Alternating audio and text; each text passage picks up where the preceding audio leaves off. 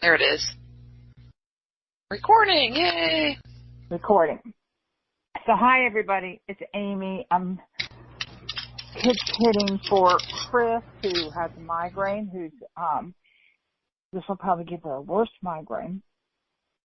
I haven't done this in a while, but tonight we're fortunate to have Pamala Vincent. She's been on before. Only once, so I'm still a newbie. I thought I heard music.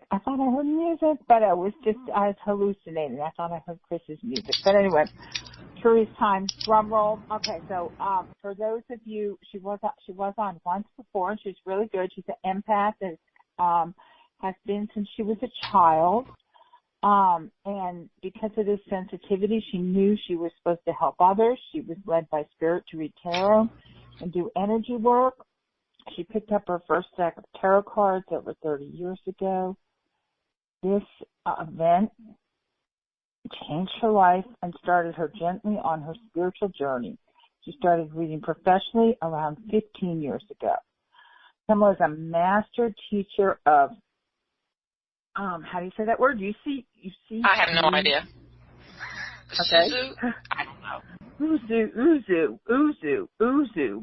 Usui and Rainbow Reiki. And she also teaches classes in Reiki, the Chakras, meditation, and Feng Shui. She does house blessings, clearings, weddings, and funerals. And you can find her on her Facebook page, which is Guided by Spirit. www.facebook.com/guided, Gudied by Spirit. So, thanks for coming on here.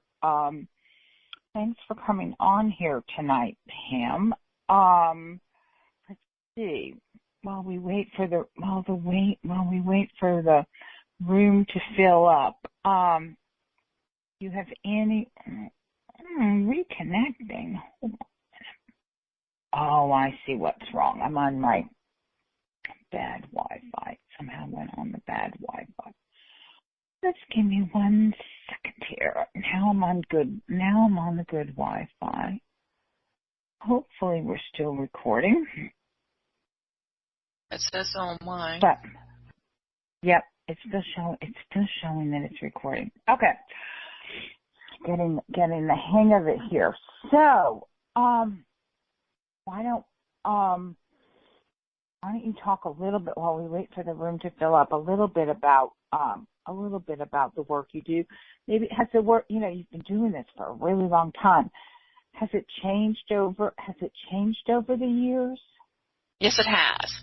It's changed a lot over the years because I'm more of a medium now, and I use all of my senses to give messages, not just the cards and the energy, because I can see and hear spirit also, and so I use all my senses to bring the message through that spirit has for you. It's how I do that. And actually, it's interesting. I think a lot of people start with the cards, and for me, the cards, especially if I'm doing it on the radio, it gives me a focal point. It gives me a focal point. But definitely, and there's a time and a place for them. If you're going to be if you're just doing a quick reading or something like that, it's nice to have the cards. You can look down, and spirit's still talking to you through the cards. But how did you? Because I know a lot of the people who come to this show do readings and things like that, and I think a lot of us rely heavily on the card, not like as a crutch, but let's just call it a crutch for lack of a better term. How did you? I don't know if you'd say build up your confidence, or how did you migrate from the cards to more of a mediumship style reading? Because it really, it is all coming from the same place. But was it just a matter of confidence, or? It was a matter of faith. Faith knowing that. A little more about it. The faith knowing that what I was hearing in my head was not me; it was spirit talking to me. So, in other words, the words that I heard in my head, or sometimes with my physical ears too, was verbiage I would not use, or words I would not normally use. So I knew that was spirit. And feeling the different energies that came in, I could distinguish between myself and spirit, and I knew that sure isn't something I would have thought of. So I know it wasn't coming from me. Interesting. Popeye's asking in the chat room, how were you introduced to tarot? Gosh, I picked up my first deck thinking it'd be fun when I was a teenager. I was like 18 or 19, and couldn't read them automatically, and it scared the crap out of me because, of course, I was raised that they were evil. And it took me a few years to get over that, and then I just started reading them on my own and teaching myself, and everyone's like, well, you know, wands mean this, pinnacles need whatever the suits are. And I'm like, I don't know how to read them like that. I look at the imagery on the card and go from there. And you never know what deck's going to come out and work with me. Tonight I have my Robin Wood tarot deck with me. It wanted to come out. So I've got like 30 decks. Oh, wow. And it's different. I have tarot and oracle decks, because some people where I've done readings over the years will not let me, oh, you have tarot, that's evil, but you can use an oracle deck. And I'm like, okay. So I always, if I go someplace to do readings, make sure I have tarot and oracle decks with me, because some people will allow me to read the oracle deck, but not the tarot deck. Oh, that's interesting. I think that we just have a lot of preconceived notions about a lot of things, things. And, it certainly carries over, to our spirituality. For the most part, I don't want to say I don't believe in evil, but I kind of don't. But interestingly, I'm afraid of Ouija boards. So, and it's just left over from, I'm sure it's just left over from, I didn't really have like I personally never dealt with them. Right. Mhm. But I was just at the Victory of Light Expo in Cincinnati this past weekend, and there's someone selling handmade Ouija boards there. Beautiful. I mean, they made them themselves, wood burned and polished and really nice. And one of the other readers like, you got to be careful of those Ouija boards over there. And I'm just like, I've never done a Ouija board. I understand the concept, and some people think they're wonderful, and some people think they're total evil. And I'm just like, I don't know anything about them. I'm just going to just leave it at that. I really don't want to know. I don't want to deal with it. They made it this long with that. If they're supposed to be part of your repertoire, something will happen. They would have came in a long time ago. Mm-hmm. I don't want to open myself up to maybe lowering my vibration. I've worked hard at raising my vibration and getting out of crappy drama in my life and the world in general, and I'm in a happy place right now, and I don't want to slide backwards, so to speak. Good. Yeah, I think that, like Popeye said, he makes a very good point. They're a tool, and like any tool, they can be misused. And right. Well, on that note, a friend of mine back in June, who's just starting her spiritual journey, decided she was going to give me a voodoo doll. And I'm like, I want a voodoo doll. But she just started making little dolls and put pins in them, and it's like, oh, I can custom make them for you for people who don't like it. I'm just like, do you even know what you're doing? And she's like, they're fun to make. It just gives me something to sew while I'm sitting here watching TV. And I'm like, okay, so I had to get a hold of one of my teachers who I knew. I put a kind of a call out on Facebook to my spiritual community going, can anyone tell me about voodoo dolls? I don't know anything about them. I'm really uncomfortable having one in my house. And so I was talking to this gentleman who has dealt with voodoo dolls and puppets, as he calls them. And he's like, you can make them good or you can make them evil. Did you put herbs? And he's asking me all these questions. I'm like, no, it's just stuffing like you buy a doll at the store. I mean, it's just what she's calling it is what it was. So his advice to me was make it what you want it to be. If you want it, because it has a big, beautiful pink heart sewn on it. And it just, has the button eyes or the cross-like eyes. And had like a little hulu skirt on it. And he goes, if you want to make it a love doll, I was talking with him like, I just want to make it a love doll. And he goes, well then, I was thinking of putting unsewing it and putting a rose quartz in it as its heart and sewing it back up.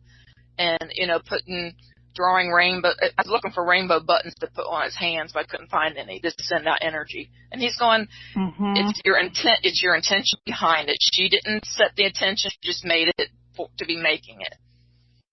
And I'm like, okay. I see that happening. I see that happening a lot. It's interesting that you say that, because energy follows thought. It's basic rules. Physics certainly are basic rules of spirituality. So I see so many people starting to. There's nothing wrong with making a living, but I notice it sometimes like, oh my God, I need some extra money, so I'm going to start giving readings, which to me is like if you're coming, whatever your intention is, you're coming from a place of lack. Right. It's just not solid. And I've seen people who are very gifted put themselves out there in situations like that, and the energy gets distorted. The energy gets distorted. And it's interesting with the voodoo, like, oh, I don't know what these are, but they're cute and I'll sell them. But to me, voodoo I just think of like sticking pins at, it almost seems like. Right. Because she kept trying to leave it at her house because I didn't want it. I kept trying to leave out the door without it. She's like, oh, you forgot your doll, and gave me a little thing with pins in it saying which each colored pin would represent. And when I poked them, I'm like, oh my God.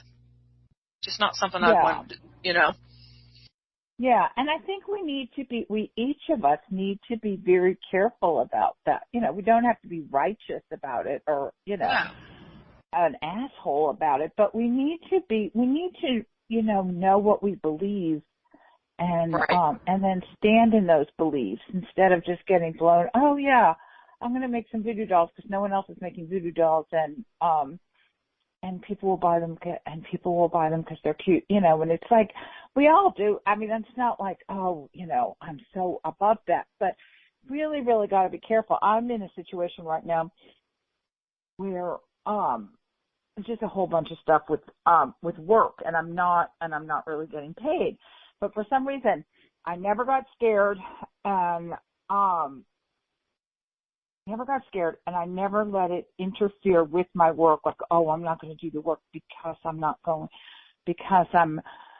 getting paid. And remarkably, it's been working out. It's been working out very well. I'm getting the money. I'm getting the money I need, and the business is moving. And it's all steadily moving along. But I'm not always. I don't know what. I don't know. I guess I just finally got sick and tired. I decided to do things a little bit differently, but really, really need to you bring up a very, very good point that we really, really need to watch our thoughts. And I don't want to, especially since Chris has a migraine, I don't want to get into politics, but after, the election was very polarizing. And after the election, I saw people who I thought were spiritual, people who do national, international seminars, write best-selling books, are on Oprah, talking from such a place of fear. It really, it kind of shocked me, but it was also a huge wake-up call that we are just all human, we are going to be prone to these, we're going to be prone to these, you know, human kind of things, Yeah. but we've got to be really, really, for this to work in our, you know, whether it's our practicing our craft or whether we just want spirituality to work in our own lives, we have to take, you know, we have to take it very seriously, and we have to, you know, we're going to have these human lapses and things like that, but really think we have to be very, very vigilant, very, very vigilant of our thoughts, because we do. And we're always evolving, so our belief systems is always changing. We're always building on our beliefs, and some pass away. I mean, this is what I believed as a child. It definitely is not what I believe today, even though some has carried over, but not all of it. And you have to know everybody's truth's different. I mean, you can agree with me, but you're not going to agree 100% with everything I believe, and I'm not going to agree 100% with everything you believe. But I feel we should respect everybody's, you know, opinion on their beliefs. As an example, my neighbor, she is a born-again Christian, and she was always Reiki. She knew what Reiki was because her husband, who passed away, did Reiki. So she kind of, when she hurts bad, she calls me over to Reiki. But the way I prayed and things that I do, because I follow I just do my own thing. But she sees me out there, the full moon, beating my drum in the yard, walking around the fire and doing my thing. And one day I was over at her house, and we just grabbed hands, and I just looked at her and went, "This is how I pray." And I said a prayer, and she's like, "Oh my goodness, that's the same gist of what I say. You just use different terminology that I use." I'm like, exactly. Mm-hmm. Yeah. I see that an awful lot, because I do hospice work, and I God bless your heart. live in the South, so there's a lot of people who do have. So I've become fluent in evangelical, and we really can choose our words and choose, you know, and if we're coming from a place where we truly want to build a bridge, I think Spirit will guide us to say words that are not going to be polarizing. But so often our egos, which are, you know, we're always going to have them, and they're, you know, they serve a very valuable purpose. You know, there's times when we don't want to choose bridge building words. Sometimes, you know, our egos just want us to, and that, you know, they just want to act up. They just want to act up like a petulant child or something. And it's fine, but then I think we have to remember that we do that, you know, other people do that. It's part of the human condition. Popeye said something like, and I agree, voodoo is a religious practice and belief system. Puppets, which I guess it sounds as what your friend were making, aren't voodoo, but they're a magical tool. But if you're just making these things, they're not going to be magical, you know. No, they're not. They're just. If you're like, oh, I need extra money for Christmas. If I need extra money for Christmas, so I'm going to make these things, or they're not going to be magical, because you're coming from such a low vibration. You know, you're coming from one of your lower chakras. Which is fine to need money, and it's fine to need money, you know, and do something like that. But you've got to process these things up through all the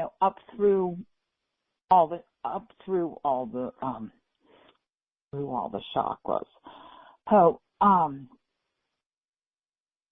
now what else is Popeye saying here? Yeah, there's an old quote that I don't agree with. Very true. True. Very true. And yeah, I think a lot of times people with the car, you know, with all of these things, they're really just vessels for the magic to work through. They are not the magic. No. So We are. yeah, it's our and so Amy, what angel is it that you normally work with? I don't really work with it. I don't want to say I don't like angels, but angels are not my thing. I work a lot with my husband died. God, it's going to be 6 years in January. And he's like my main, before he died, I didn't believe in it. I didn't not believe, but I didn't, and I guess I was intuitive, but I just didn't really pay much attention. I didn't pay much attention to it. So,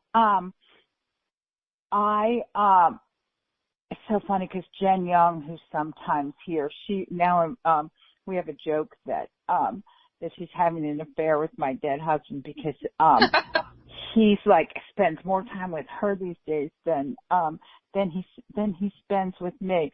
But he's big. Well, I actually have like this little trinity. It's my dead husband, my father, and my dead brother. They're sort of my and also I'm a big fan of Jesus too. I'm a big fan of Jesus. I don't know a lot about angels, and there was something about angels all through, because I would dabble in this stuff all through time. And the angels, they just seemed so confusing. And I've got, what am I trying to say here?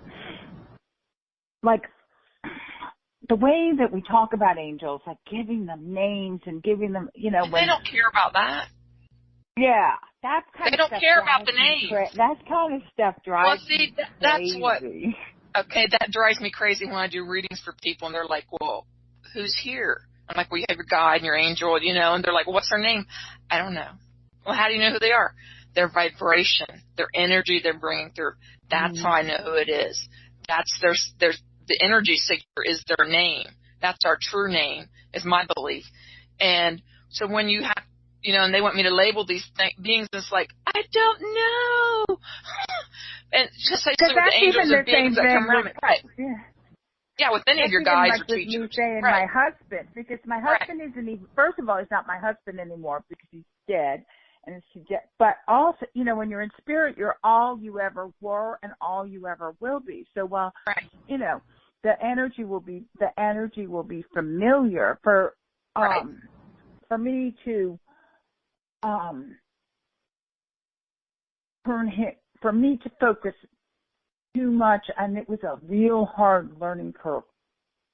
It really required a lot of letting go, because when he first died, because he made himself known like immediately, and I was just fascinated by it. I was like, oh, I just have a dead husband. It was like having a traveling husband or something like that. And it's really, really important for me in my growth. It was fine for entertainment and to keep, to kind of like soften my grief, to like have them be sort of like this court gesture, minstrel kind of entertainment. But for my spiritual growth, I really had to let go of these things. And I certainly understand why mediums bring forth these physical characteristics and things like that, so that I kind of get that, but I really need to. One of my pet peeves is when we give spiritual beings too many human characteristics. Like he's tapping his foot. I'll be like, he doesn't have a foot. Yeah. But that's anyway. So that if I picked up that and it's from a spiritual being, and I'm doing a reading for you, to me, I would interpret that as someone. There's a crossed over loved one here who used to tap their foot when they got annoyed with things, and they're just saying that they're here. Throw that out there like that. But people do. They want to. I just recently did a group reading last month. I did a party, and I do them a little different than everybody else.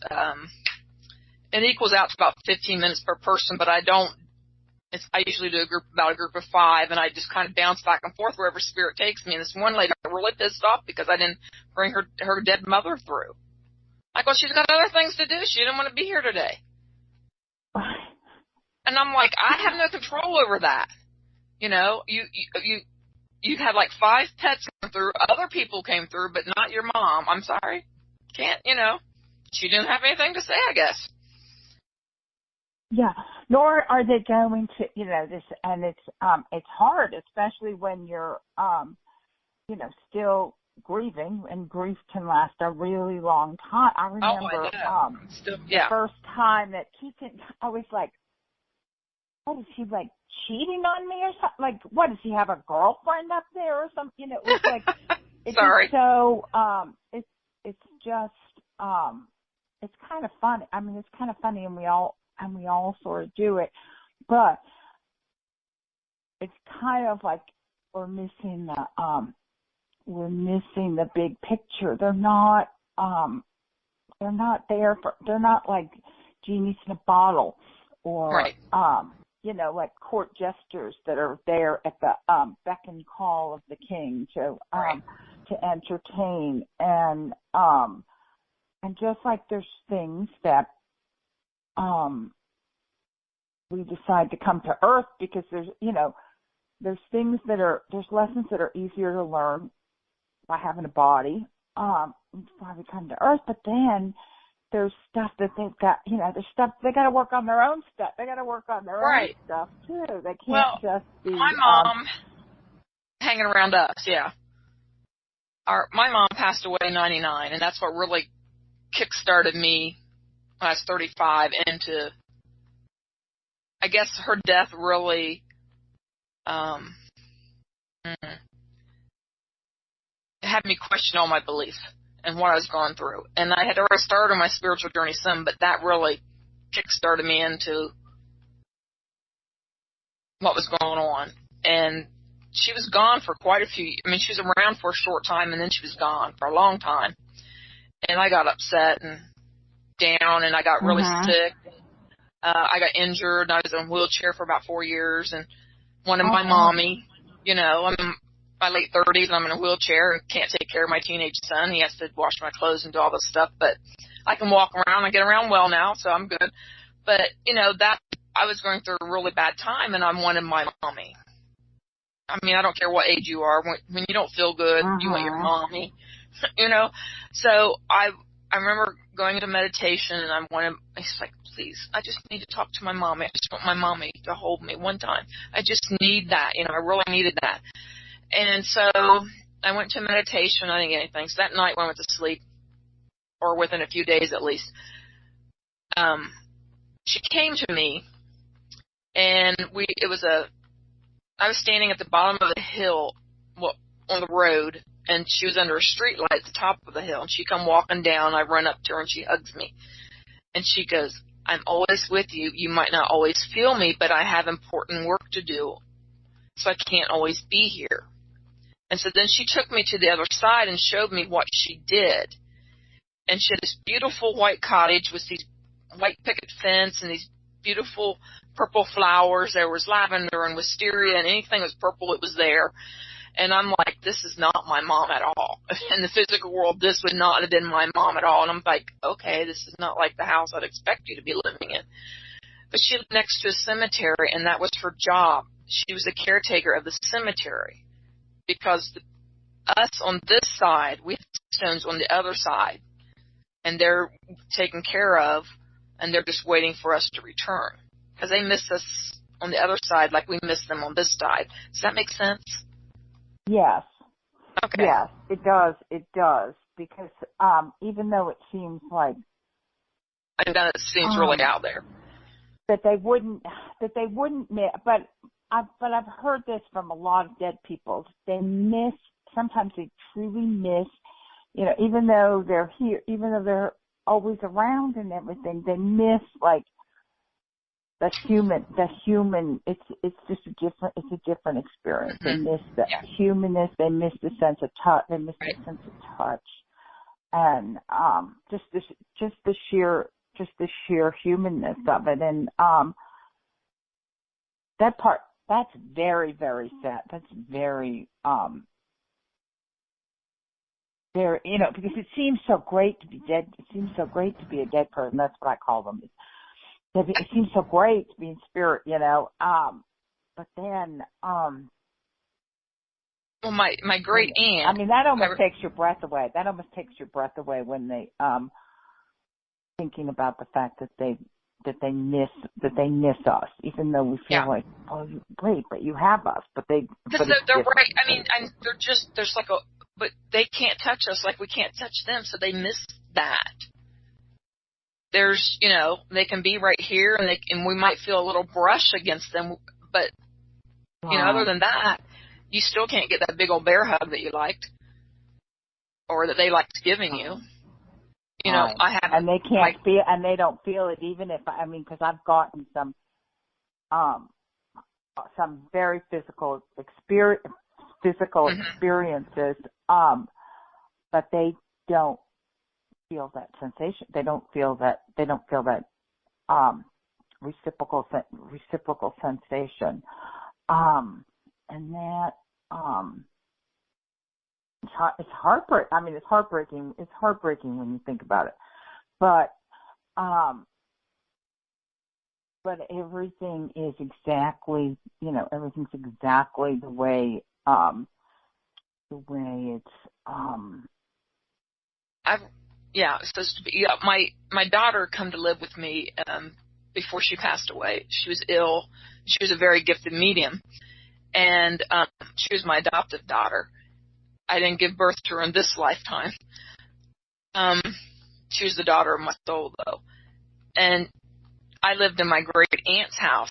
My great aunt passed away, back 87, 80, I'm back in the late 80s. And this was in, 2005 or something. And my daughter moved in with me, and she met, my great aunt was there in the house.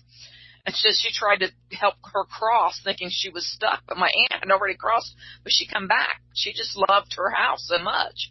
And she just wanted to make sure you were keeping everything clean. Because after I moved out, I rented it to my cousin for a while before I sold it. Because when my father passed away, I moved back to the house I grew up in. And whenever she would sweep, and she would back up into my aunt. My aunt was a very large woman, tall and big all over. And Tracy goes, I would run into her belly, and I go, hi, Aunt Thelma, I know it's you. We have some cleaning the house is clean like you liked it. And we just laugh and go on. But that's how I was raised, though. I mean, this house had so much spirit in it. Growing up, I didn't understand how everybody's house wasn't like that. Yeah. I had, because I seen a ghost when I was a child. And I remember when I was at the age of 12 in my bunk bed, someone was tucking me in, and I hit the light, and I see the covers going underneath me, and there's nobody standing there. As a 12-year-old child, you freak the hell out. I mean, I screamed bloody murder. Yeah, and my parents, no kidding. My parents came running in thinking someone had broken into the house and was attacking me or something, and it was just our local resident spirit at the time. And she was not, that was, when I was 12, she was like 76. And until early 2000s, she was still around, but she had never crossed. She was an earthbound spirit.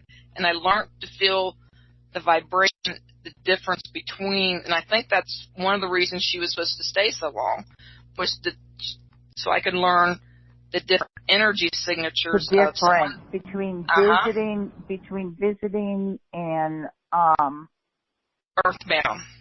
earthbound, which never crossed. That's very, very interesting, because I grew up outside New York City, and my father was a first responder at 9/11, which was interesting because he went to 9/11.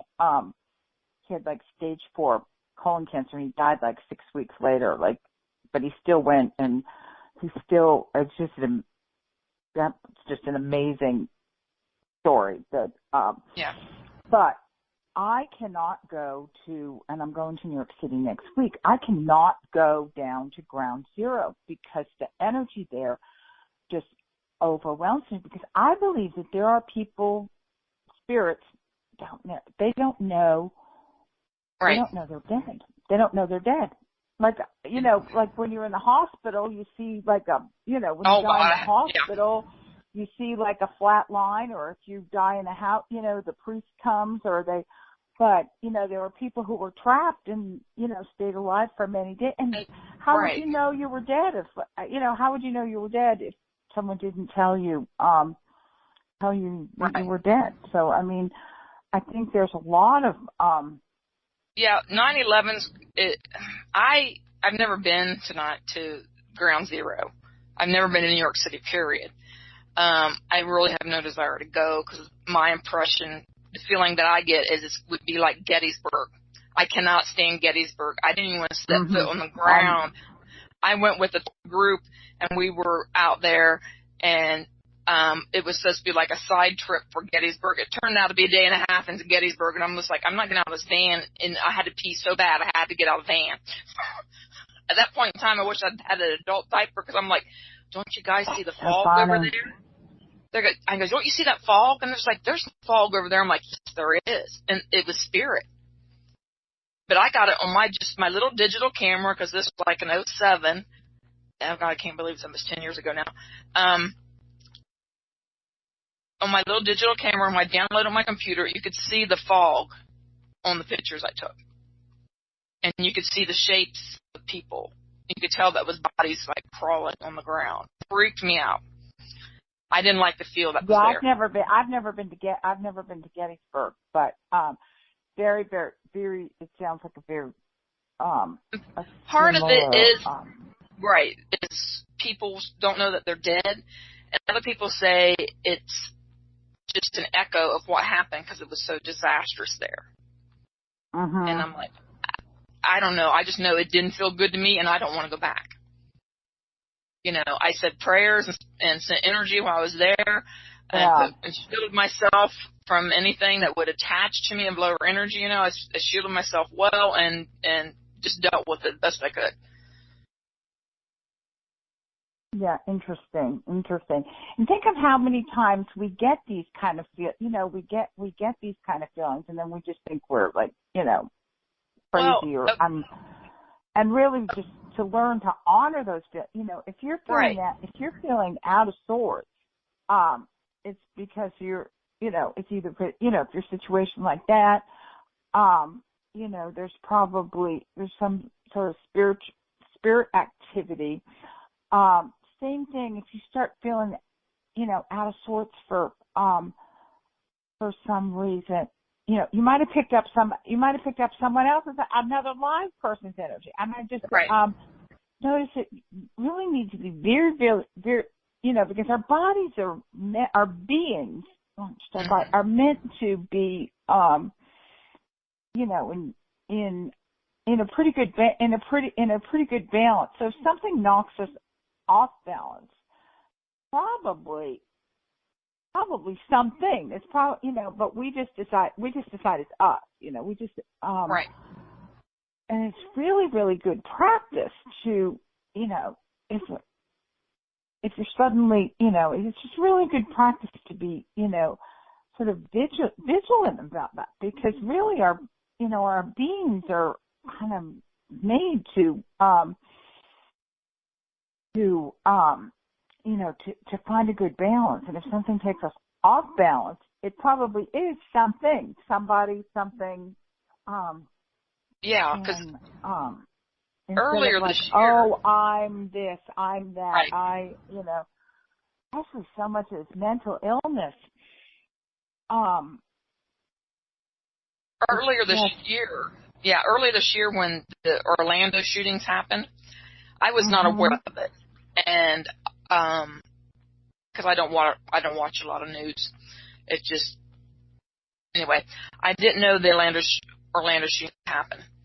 And I woke up the next morning, and and the wave of despair that was coming over me. I'm like, what's going on? Why is it so? I'm thinking it's me.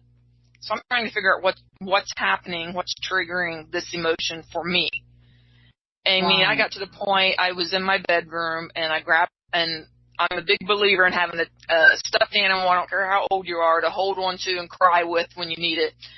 And I was in there sobbing and crying. I mean, snot running, blubbering like a fool. And I called my neighbor and said, Kathy, I need a hug. Can I come over? And she's like, come on over. And we're both single. She's a widower, and I mean, she's a widow, and I've never been married. And anyway, we're both single, and we just, when we need a hug, we give each other a hug, as she's hugging me, because she always has news running constantly, that's why I don't go over very often, then I found out about the shootings. And I'm like, oh, this isn't mine. And as soon as I thought that, it was gone. I'm like, crap, why couldn't I have thought about that sooner?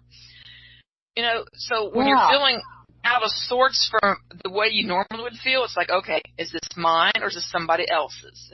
And I always, if I feel somebody else's pain or despair, I usually thank Source, thank you so much for allowing me to be aware of their feelings, but it's not mine, so let's transmute it into light and love and send it back to them tenfold or greater, and to comfort them. And then I'm more aware of it, and then I bring in, Spirit has me do every day. They brought me this earlier this spring, for balancing the chakras every day, because a lot of us, and I'm guilty of it too, we get focused too much on like one chakra to deal with it and forget about the rest of them. And they showed me to visualize a rainbow, like a waterfall rainbow going down through your crown chakra, which then goes down through your root chakra and foams up around your feet. And it also goes all around your whole body, around your aura, and down your front and back, all over you. Just washing rainbow waterfall, just washing over you, bouncing, and then foaming up at your feet where it hits the ground. It will balance out. They said that doing that will balance out your chakras for that day the way you need it, and they'll bring in the callers that you need. And the foaming at the ground is helping ground you to Mother Earth. And they'll bring in the callers you need. And it's also a hugely important component of being a good medium, is you have to be able, we tend to think like, silly low vibrating red chakra people, but they all were,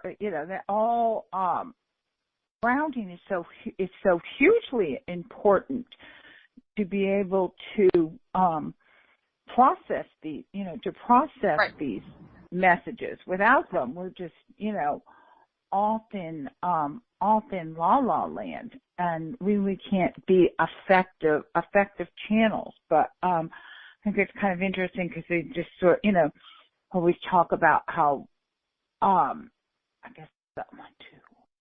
The third chakra, because you get a feeling in your stomach or something like that. Is the first two are just are just muggle chakras, and the high vibrators are 3, 4, 5, 6, and 7. If you think about the 7 chakra system, but they're all important. It's hugely important to ground. And a lot of people don't like to ground. They don't like to ground. We like just floating through time and space. You don't have any pain. If you're a person who has pain, you want to be up there all the time because you don't want to feel the pain, even though that's not realistic to be up there all the time. Because I would have problems I used to meditate for 2 and 3 hours at a time, because then I was in no pain. And that was, like 10 years ago, 12 years ago, when I was in pain all the time, and serious pain. It was just like, it was easier for me to meditate and go out than stay in this body and be sick. Which, then I had, had to face. That was, well, or nobody else around was like, and I do that a lot. I do meditate. that a lot. I'm just going out. Yeah. I do that a lot with sleeping. Like, if things get too difficult, I'll sleep, and I've been known to sleep like an entire weekend away. I can sleep for, if I put my mind to it, I can sleep for like 72 hours. And I went into one of those funks earlier this week. But what was really funny was that, it was like, oh yeah, I can just dream and float and,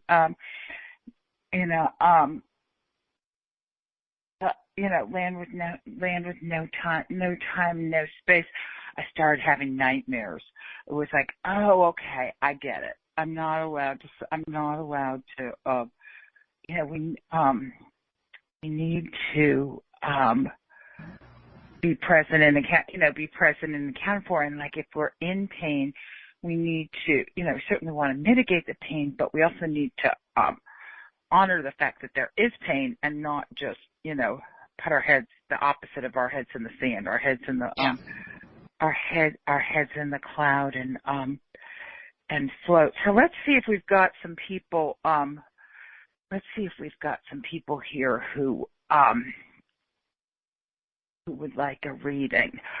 Let's see. If anybody. Someone said they wanted to call in. Popeye did. Oh, Popeye, are you going to call in? Yes, you can. I think you can call in.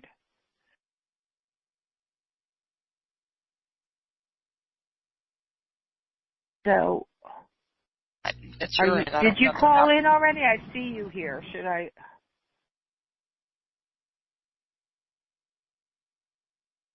Okay. Eric called in. Okay.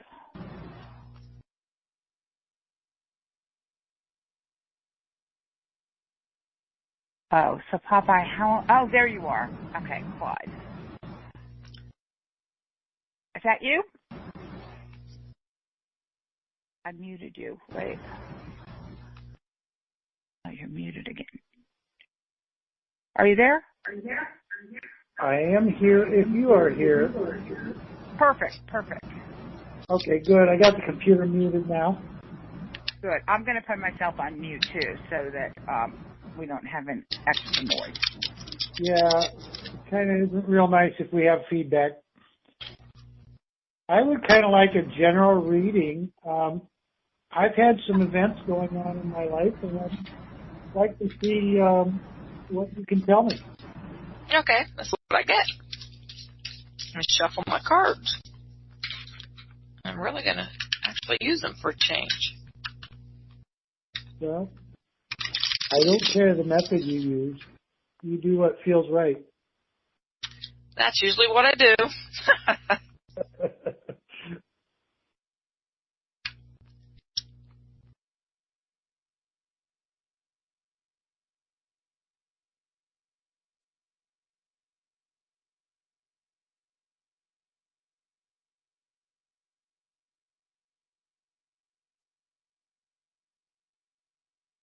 So I'm picking up you've had like 4 different opportunities to do different things. 4, maybe 5 different opportunities, and the one is the best for you, is the one that you like the least. Is this making any sense to you? Isn't that how it always goes? I can't say that I can talk to specifics there, but that general concept does not sound unusual in my life.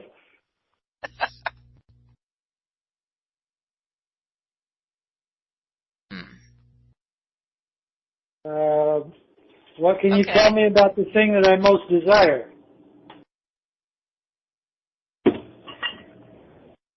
Thing that you most desire. You've already said that the thing I like the least is the thing that I should be looking at. Yeah. Or it's like at the opposite end of the spectrum. Right. The thing you desire the most, you don't think it's within your grasp, so they're not making it easy for you to get it. True. They're wanting you to. They're taking you on a new spiritual journey this winter, and they're wanting you. There's a certain things. They want to get you a few more ducks in a row so you can learn to do the balance between those two extremes. What you completely desire and what you don't want, and you need to look at. So you can find that balance. And then once you figure out what the balance is, then what you desire will be easier to obtain. Okay. Sounds good. I have long been a big fan of balance. That's good. I haven't been great at achieving it, but I've been a big fan of it. Aren't we all? Balance is sometimes hard to obtain. Hard to obtain daily. The concept's there, and we can do it for a while, and then a month or two goes by, and it's like, oh crap, we're not being very balanced today. Let's get back on this. But you'll be better. Winter is just a time for hibernation and for you to look inward and figure out exactly what you need to be doing. So that's a continuation of about a 3.5-year journey. Okay. They're saying things are going to turn around this summer in about 6 months. So June, July, when it's nice and sunny and warm out. Well, at least in my neck of the woods. So it's going to be turning in around 6 months, 7. It's going to be turning around, and you'll be what your desire will be shown in a more favorable light, and you'll be able to obtain it easier. Okay, good. Now I have to evaluate whether there's some place I really want to go. Mm-hmm. Yeah, and you have will, so it's your choice. I'm just showing, telling you where they're trying to guide you, and it's up to you if you want to follow that guidance or go a different route. Or if you want to go through the school of hard knocks. Yeah, I've been to that school a few times. Yeah, I think that's everybody has.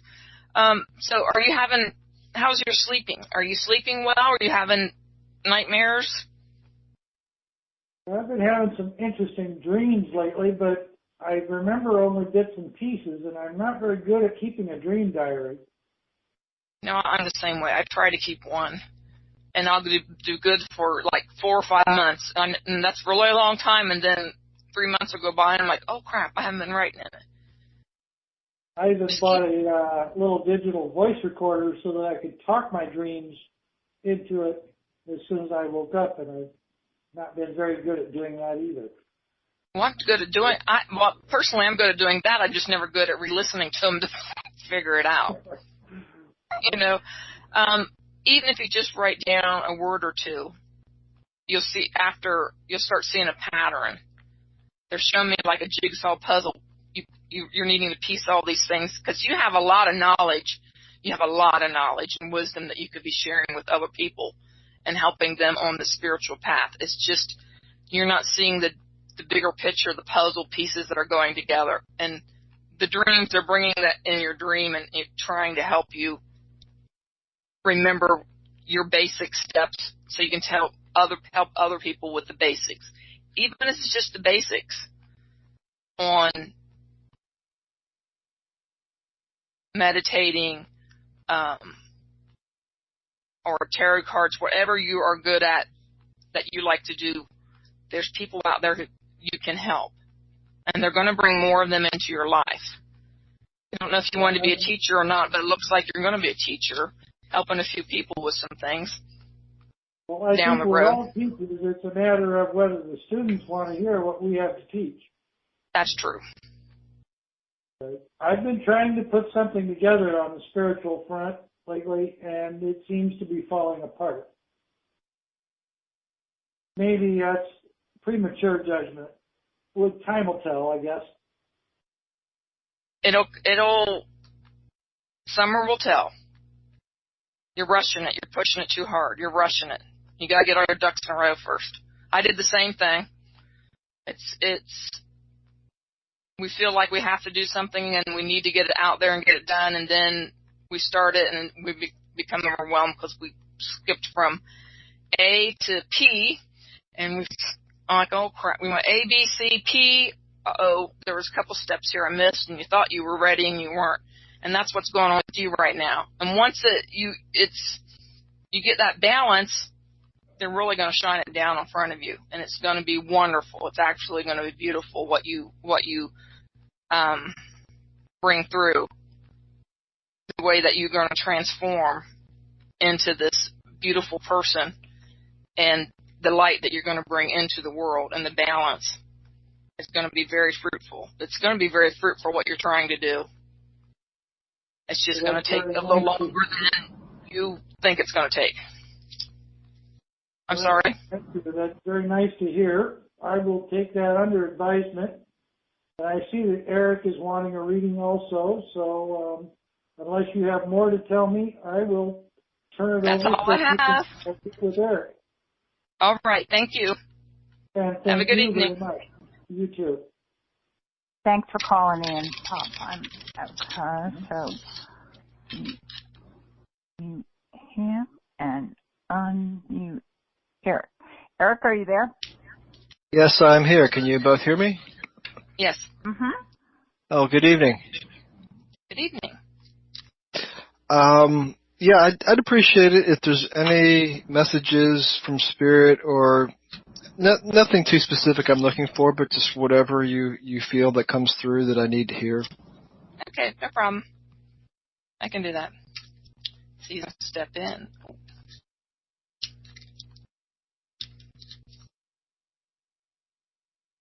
So, okay, I have to ask you a question. Is this close to an anniversary of a grandmother's death? Because I have a grandmother stepping in. Yes, my paternal grandmother passed away in 2012 around Thanksgiving. Okay, she's here. She's wanting you to know that she's fine, she loves you, and she pops in and out every once in a while to make sure you're okay. She tries not to let you know she's there. She doesn't want to scare you, but she does move things around occasionally because she doesn't like the way you have things organized in your house. Does that sound like her? Well, yeah, I mean, I can understand what she's saying. Okay. That makes a lot of sense. Is there anything specific that she's been reorganizing that I should know about?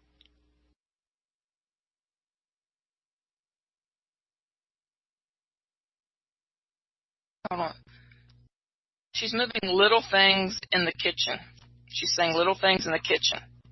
So if you lose something in the kitchen, it's probably her. She's probably moved it. Yeah, well, I got a lot of work to do in the kitchen. Well, okay. And she's gone now. So let's see what else we get.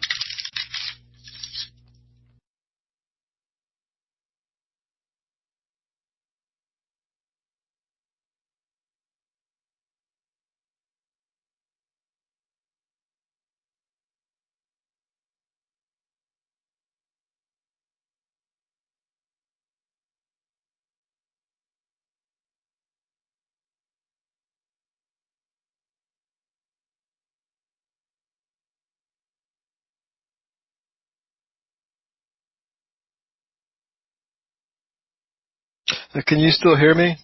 Yeah, I can hear you. I'm sorry. I'm just That's listening okay. to them. Just checking.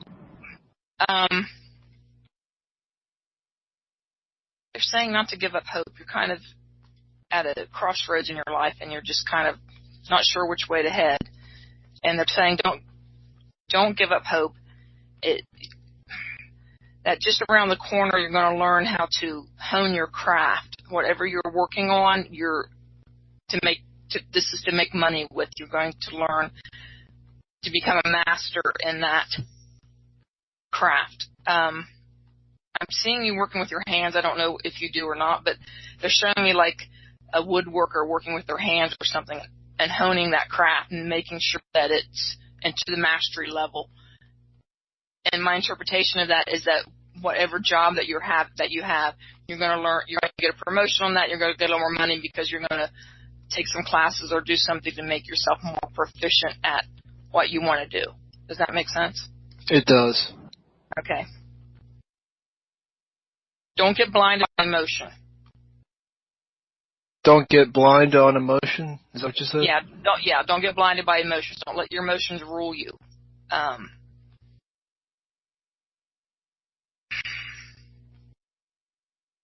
because emotions are like a double-edged sword. Mm-hmm. You know, you have to watch how you handle it. So they want you to be a little more, a little less emotional. Keep your eye on your emotions. Don't, be flying off at the handle, going off at people. Look at it in a little different light. And if it takes a day, try to step back and look at it from both sides. That's one of the gifts I have with a lot of things. When people get upset, I usually can step back and see both sides, so I can try to be a mediator between them. Spirit can show me both sides, and I can kind of step out of it. You can't do that as easily, and they're wanting you to learn to try to be like the eagle and fly above the situation, kind of look down at it, and that will remove the emotion from it some, so you can look at the situation. Okay. Are they, again, speaking to work or just things in general? More about work, but that could apply to life in general. But Okay. I'm seeing a work environment for you that they're talking about that more than anything. Okay. Okay.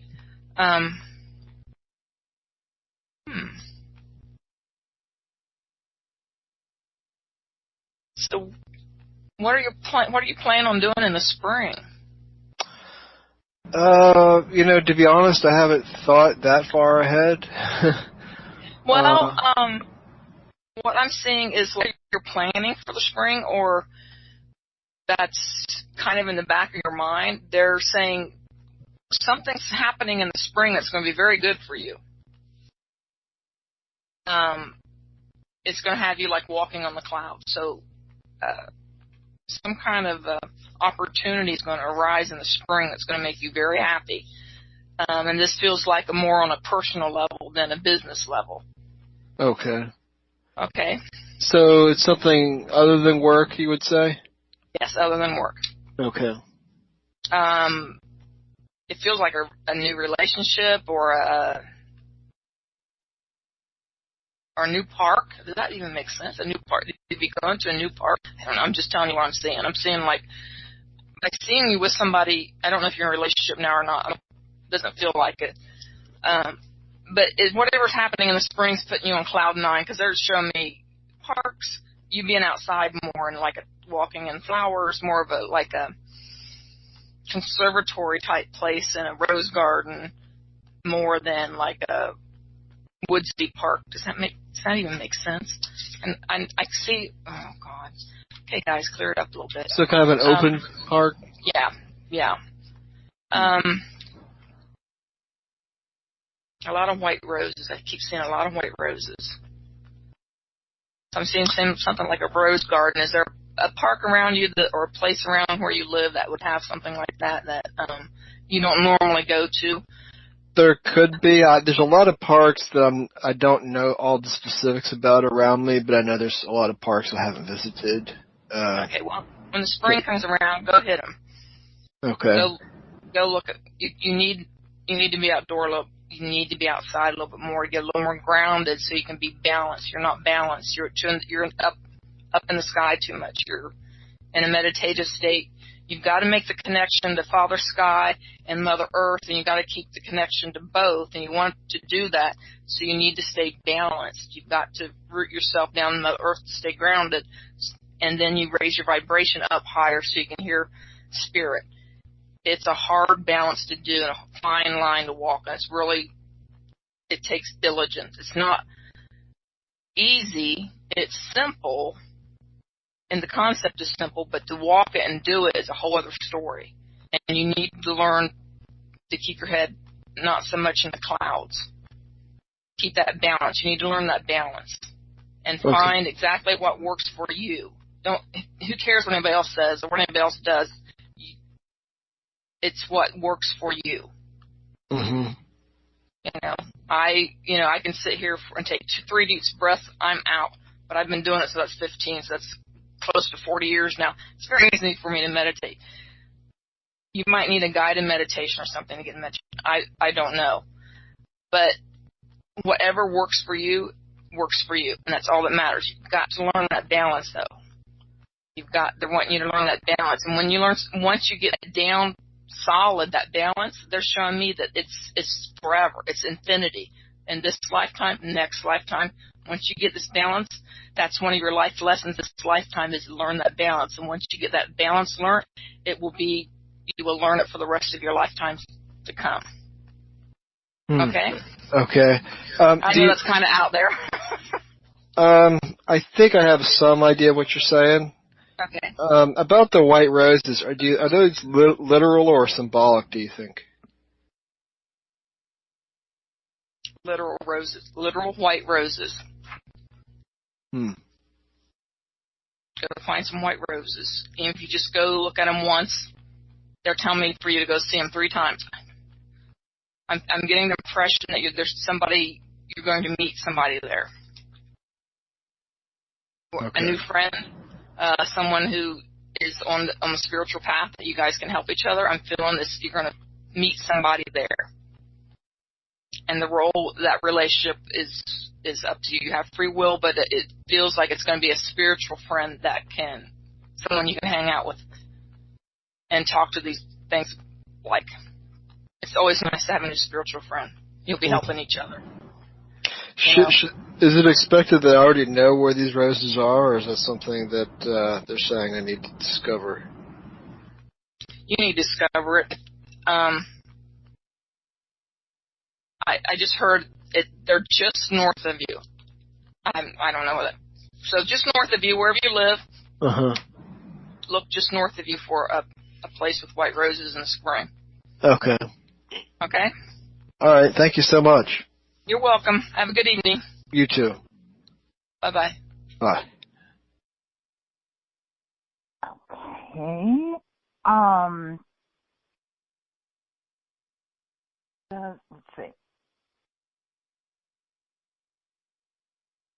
Does somebody else want a reading? Corrine, I see you're in the house. Do you want a reading? If so, unmute yourself. Unmute yourself for the sake of good radio here. Are you there?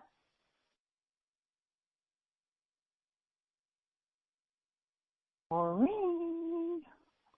That's okay. All right. I'm just reading some of the chat over here about Thanksgiving. I don't understand it either. I'm thankful for every day. I don't need one day of the year for people to tell me to be thankful. I don't get it. Someone was talking about that. Yeah, it is. I agree. Well, grief. Okay, I'm just switching up here. Since it's going right now.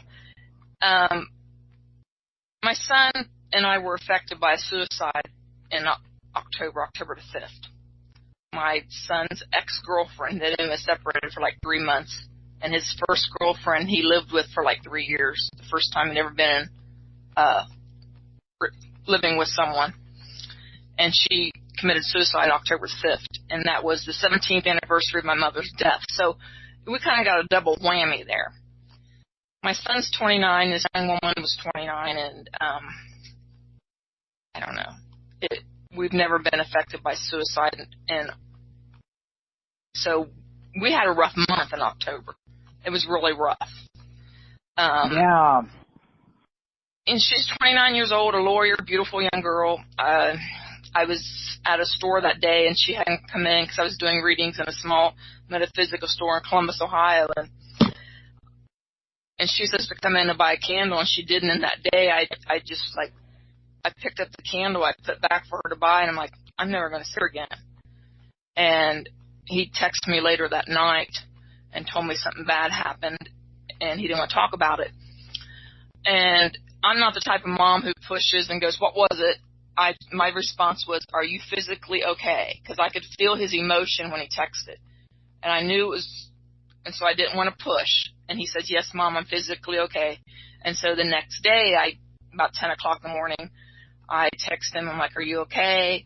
And then he proceeded to tell me that Bridget had committed suicide. And It's been rough. I look at death, I think I handle death differently than a lot of people because I've been blessed with the gift to see spirit. And when I went up to be with him that evening, him and his current girlfriend, who has actually been friends with him for like 10 or 12 years now, I seen her standing in the doorway, and she said she was sorry. She just couldn't take it anymore. And she dealt with severe depression, and the medication she was on, the insurance company would no longer cover it, and she couldn't afford it because it was like $500 a month, and that is a whole other issue. But she was surrounded by angels. I seen pink. These were pastel colors, a pastel pink, a pastel blue, and a pastel yellow angels around her, and then she was gone that evening. So that was the day after she died. And then on Sunday, we had they had a memorial service, and she was cremated. But they're playing the song that would have been this was just country, gospel, I don't know what it was. I'm just like, oh, this was not something she would have picked out because she liked rap. And I'm sitting there, and all of a sudden I see Bridget. She's in this shirt. The background's white, and it's got these green and tan zigzags on it, like a Charlie Brown type shirt.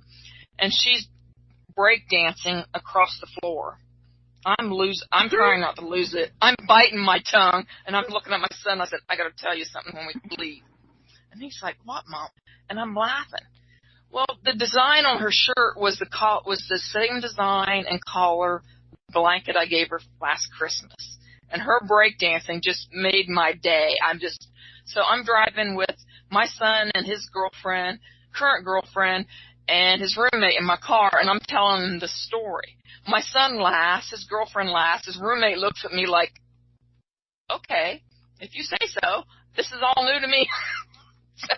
It was an interesting month. And she's it's hard because even though you know, even though you can see spirit and have all this experience, there's still a loss. And it's important to process. It's important to process that loss, especially when it's under the circumstances of this young girl. Yeah. I think a lot of times, I think people in the spiritual community, they just get all kind of whisked out about they just kind of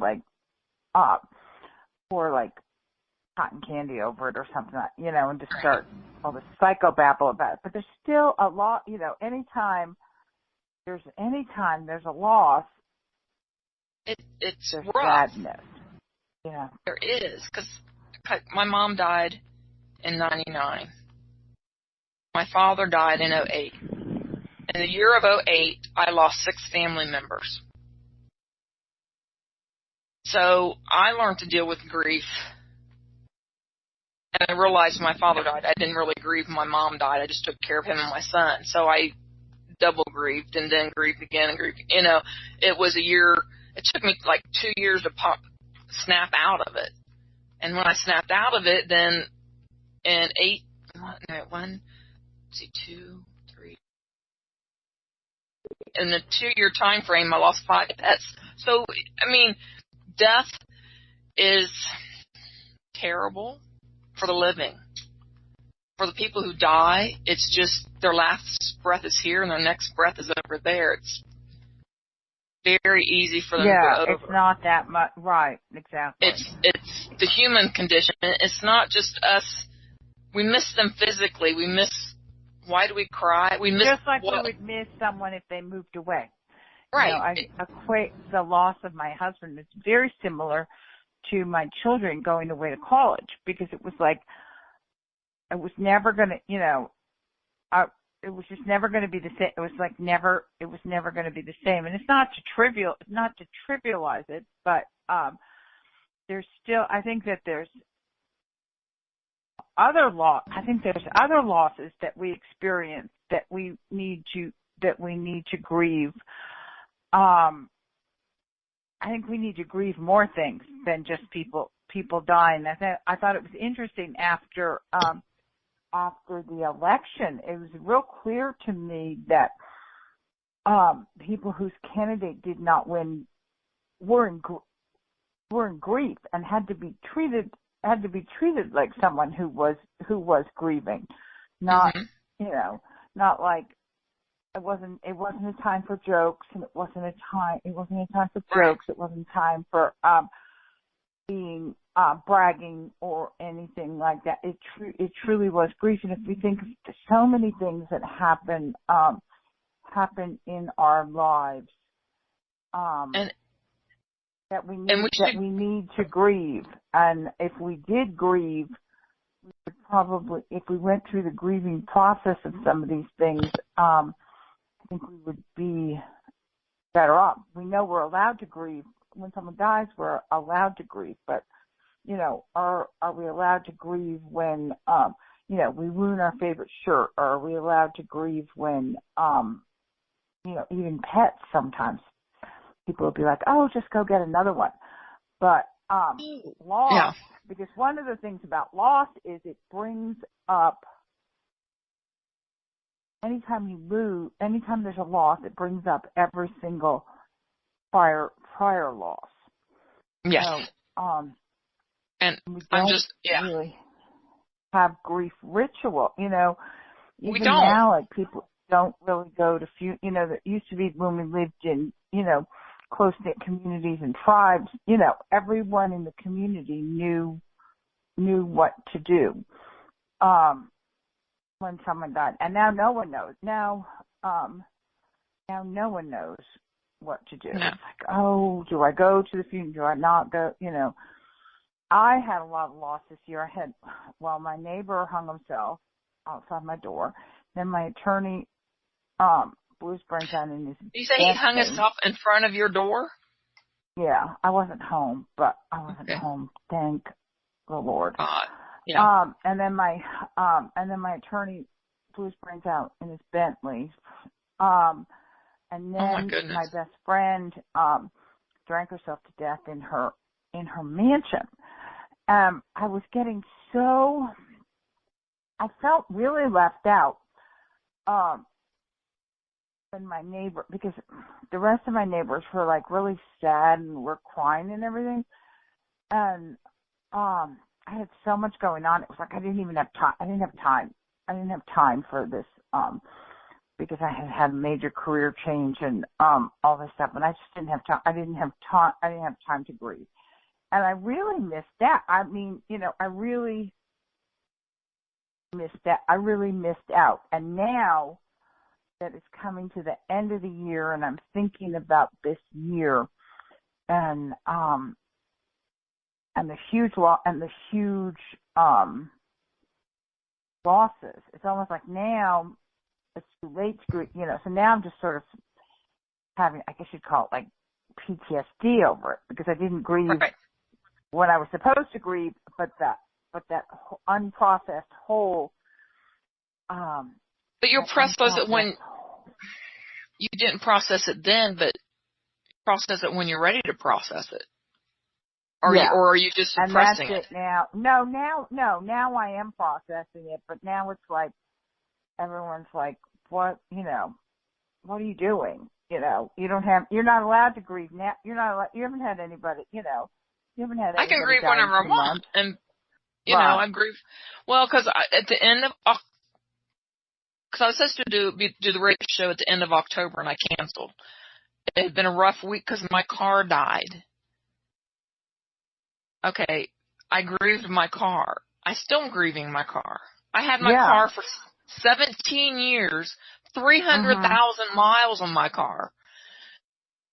I loved my car. We had wonderful memories. And when she died, our engine still was great. The frames rusted through, and people kept telling me, your frames are going to rust through before that car engine dies. And it did.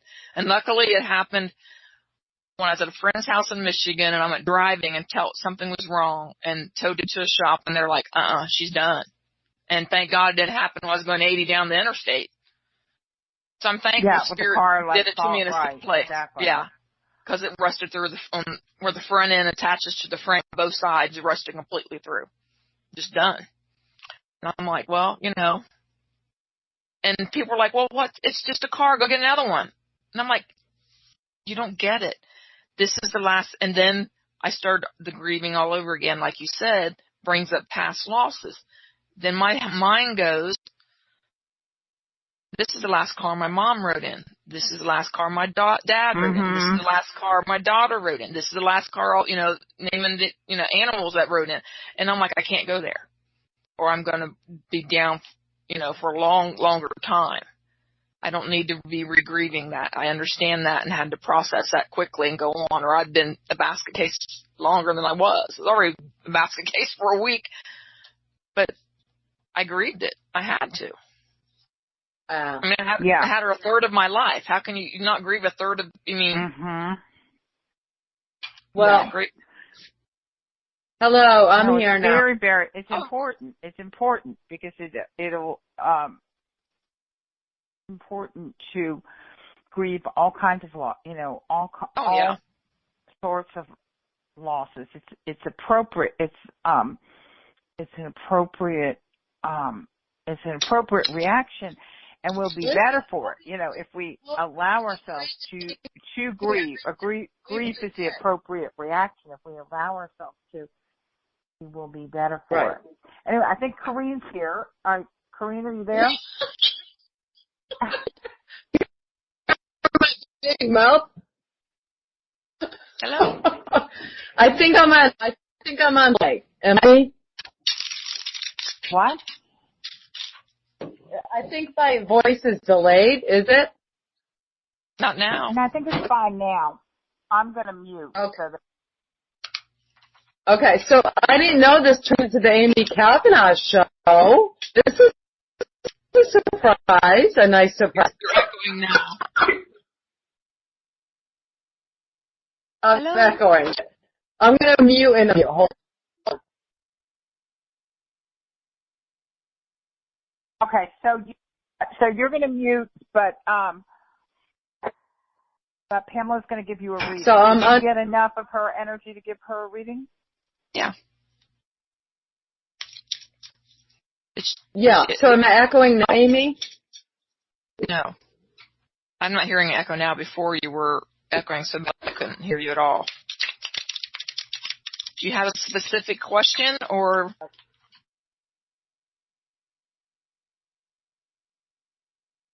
Well, Pamela.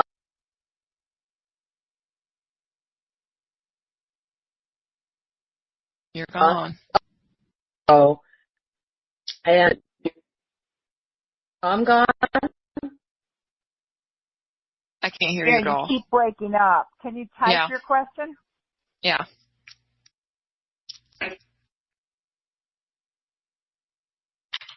Damn it. Give me the phone number. I'm going to call in and type. Okay. The phone number. Oh, God. I don't know. Wait, hold on. I got to figure out where to, It's at the top of the where's chat. He's always the one that, hold on. I'll get it for you.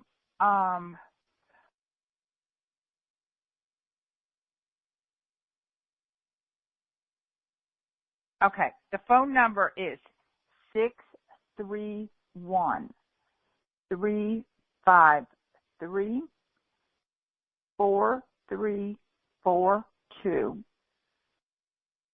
And the code is 74989.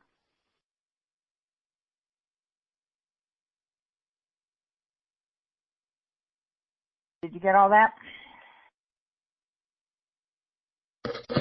Hold on for a second. I have to plug my phone in or else I'm going to end up losing power here.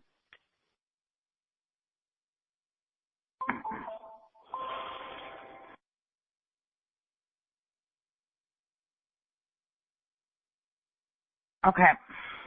Okay, she called in. You must be, are you anonymous? Is this you?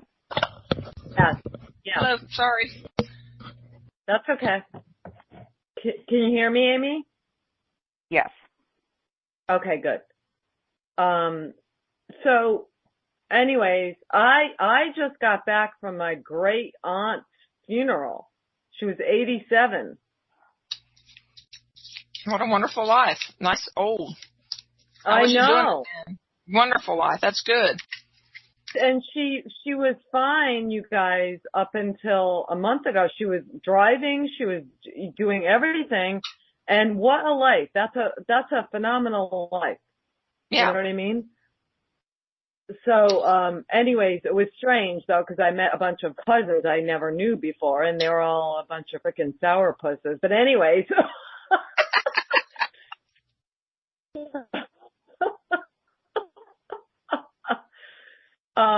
So anyways, Pamela, I spoke to you about my ex-boyfriend about a month and a half ago or more. And you told me, I can't remember what you told me exactly, but something like, I don't remember exactly what the hell it was. But anyways, so, I don't get it because it's like, I don't see why I can't be with him. And, I just. Why do you want to be with him? You told me to go out and date. Okay. Him. And okay. Yeah, you told me to go out and have fun and just go bop around, and I haven't. And That's but anyway, so all right, I'm beating a dead horse. There's a dead horse and there's flies all over it. And I'm still hovering over the fucking dead horse, language. Yeah. So anyways, all right, I talked to him tonight, and so, I asked him straight out, it's like, have you been seeing other women and basically have you screwed around with anyone else? And he said he has not. Okay. And I said, I was thinking about going on a dating site, an online dating thing.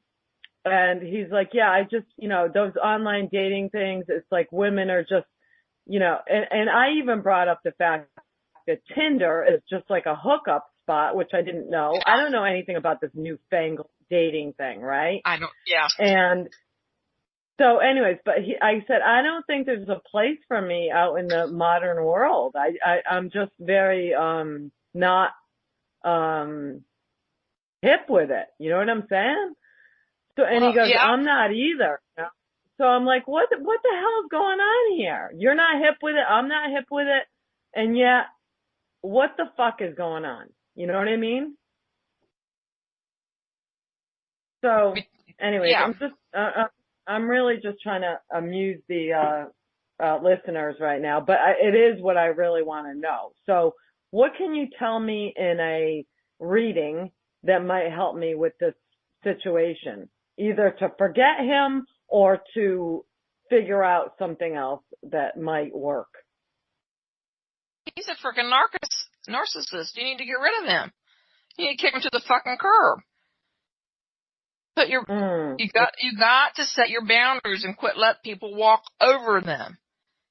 You talk a good game, but when it comes down to push and shove, let them shove right over that line.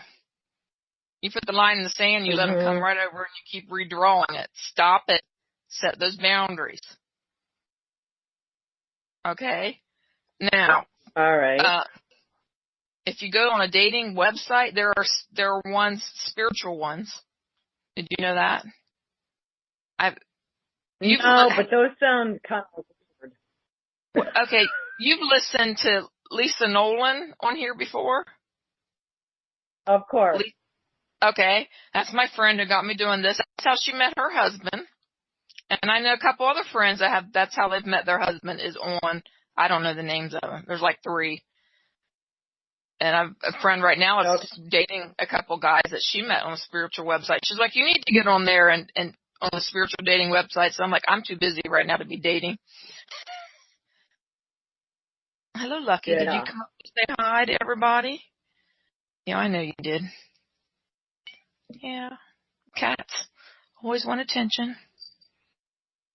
Yes, My they guys do. are four-legged.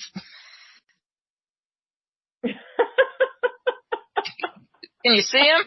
Look right there, Lucky. Look at everybody. I'm back. We can see them.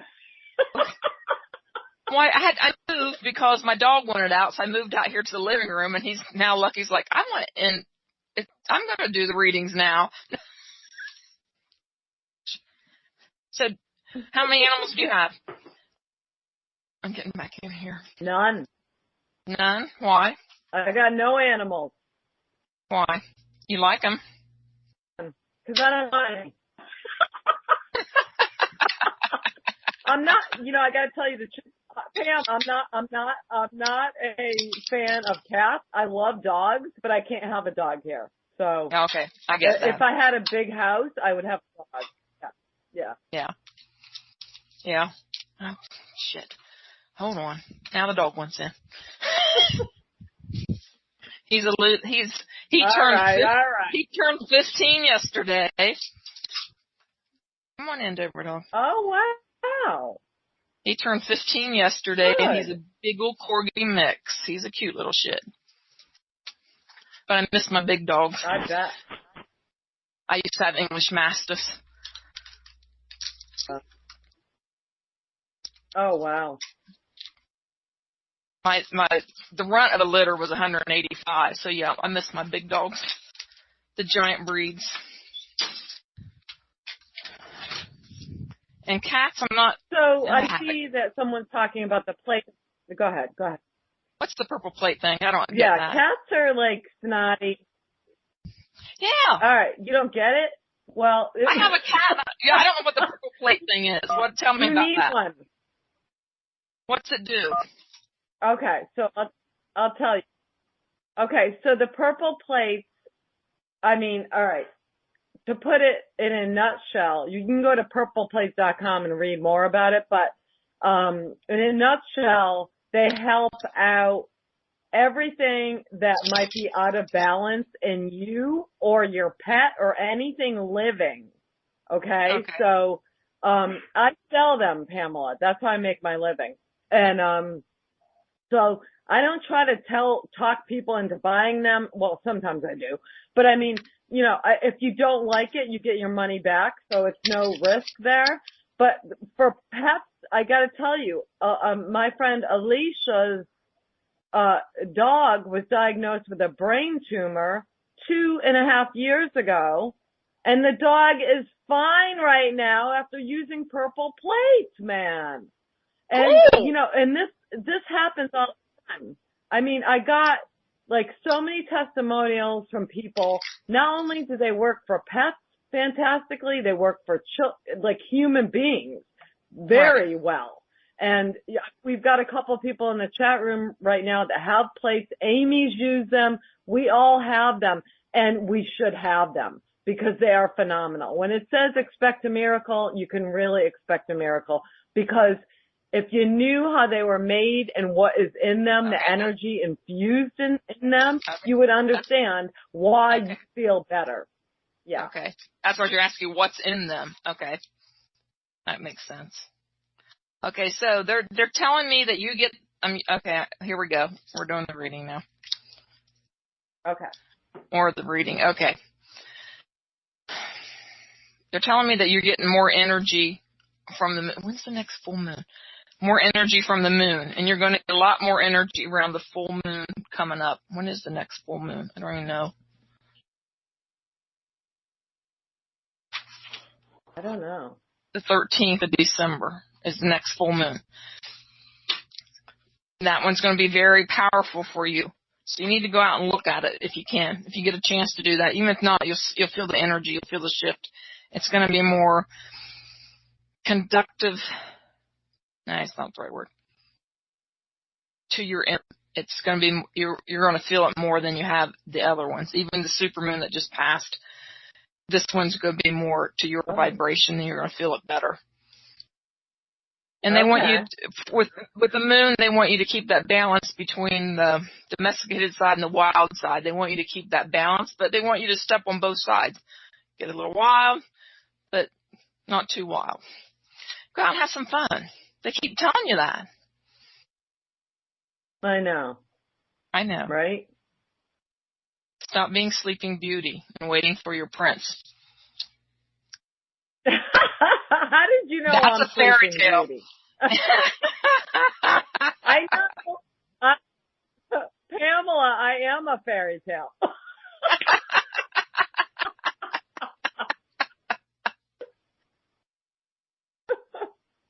They're saying stop it. Just, there's 3 or 4 different guys that are around you now who would ask you out, but you intimidate them. You come across as a very strong, dominant woman, and it kind of takes them back a little bit. So, I'm not saying to change yourself. I'm just saying you would have to approach them a little bit, meet them halfway. They're not, it's like you see each other in the coffee shop 3 or 4 times. I'm just using this as an example. You'd see someone in the coffee shop at 3 or 4 times, and then you finally strike something up because you're getting the same kind of coffee or something like that. They're not going. They'll see you and they might watch you, but you just make them a little nervous because, hey, we speak our mind, we say it like it is, and they're not used to that. No, they don't want that. They want some demure little girl that just shuts her mouth, Yeah, and that's not real life. No. But you keep holding on to your past. You don't want to let it go. You don't want to let your ex go. You don't want to let him go. You want that to work out for you. And it's not going to work out for you because he doesn't want it to work out. Are you sure, Pam? He's your fallback. You are his fallback girl. He'll go out here and date all these other women, but he can always call you back because you'll always be there to go out with him whenever he's ready. I don't know if that's accurate. I can tell you the truth. I mean, first of all, all right, whatever. I could tell you a million things, but it doesn't matter because you're getting what you're getting. But I mean, I'm saying I believe that he does love me and that there could be a future, but you're saying he'll go out and do whatever and just have me as a fallback. Maybe I'm so egotistical that I don't see that. You know what I mean? Right. Yeah. And I'm not saying he doesn't love you. It's not in love with you. 2 different things. Loving you and being in love with you is 2 different things. I think you broke up. What? Right. You're wanting that. No. I said, yeah. All right. Maybe. Okay. Yeah. So what? All right. So what are the cards saying besides the moon? What else, Pam? Oh, the fairy tale. Stop being Sleeping Beauty. Wake up from the fairy tale. Quit tying yourself to the past. Quit chaining yourself to the past. Once you move on past that, it will. They're showing me 3 or 4 different men around you that's interested in dating you. But you're expecting that knight in shining armor, and that's not how it's going to fly. All right. So what about other men besides the 3 or 4 around me? I know who the 3 or 4 around me are, but I don't really want them. So is there anybody else?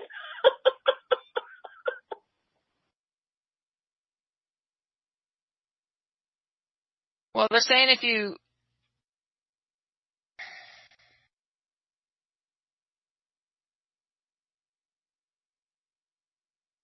spend a little money and you do one of the dating sites, I'm seeing that that would bring a lot, but there'd be 10 ones, 9 or 10 that would be very interested in local for you. That would be better for you. Right, but am I going to like them, Pam? Are they interesting? Yeah. Are they smart? Yeah. Are they sexy? Yeah? Okay. You might go through a couple toads before you got the right one for you, but it's figuring out the wording in their ads. Once you figure out what that means, you'll be good as gold. they're not showing me, like when someone's selling a house and, it's a fixer-upper, that means, we're going to have to gut this thing. You have to learn the words that they use. I don't do dating sites. I don't have any clue. I'm just telling you what Spirit's I'm seeing. And they're showing me there's like 9 or 10 guys close to you on the spiritual ones, if you were willing to spend a little bit of money to join them, that you could find them that would be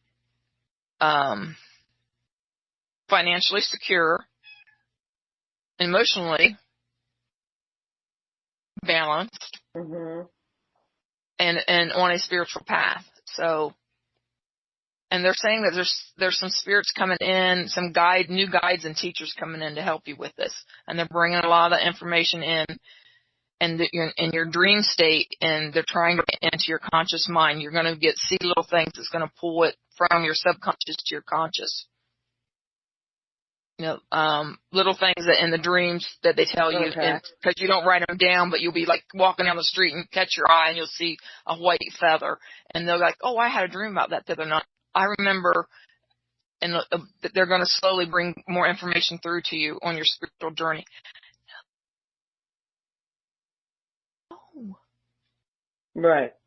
So Lisa met her husband on an online dating site?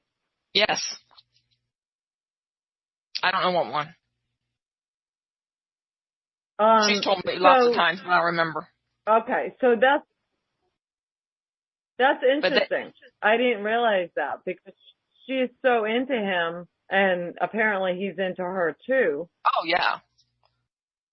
Oh, that's right. Yeah, because I'm brick and mortar friends with her. Yeah. So, yeah, they started dating, and like 6 months later, he moved in. I think it was that long, and then they got married shortly thereafter. So it was like a whirlwind romance.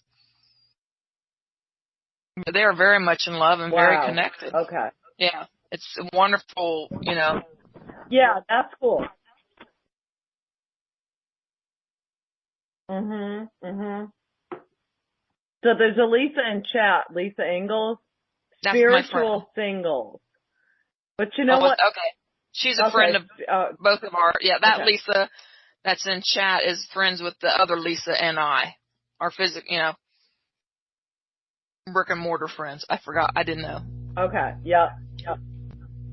Spiritual singles. Yep. Right. Okay. So spiritual singles, I gotta tell you, Pam, it's like spiritual people are very aggravating and irksome sometimes, right? You know that, right? So it's I don't really. I don't want to go to drunk singles either, but you know what I'm saying? I know what you're saying. But you're. Yeah. So, go ahead. But you're on a spiritual path more than the average person that you would find at, I don't know, Match.com or something. Right. You would scare them away in a heartbeat. So that's why I said you have to learn the terminology so you know if they're newbies or around the same level that you are, and like to do what you like to do. Right. Yeah. Yeah, you're right. Yeah. All right. So you're saying the X is totally out, Pam. Yep. But you have free will to do what you want. I'm just telling you what Spirit's telling me. Why? I mean, you're going to do what you want to do anyway, but. I'm a spirit. I'm sorry, you broke up. But can you draw some cards right now specifically for that question? Do the question. What was it? Him? The question is about the X. Can you draw some cards specifically for that? That's what we did earlier. Do you want to know what he's doing or what he's doing in your life? Really? Yeah, that's good. Sorry, I'm just kind of being silly tonight. I not silly, but I mean, I just haven't had any fun for a while, so. I get it.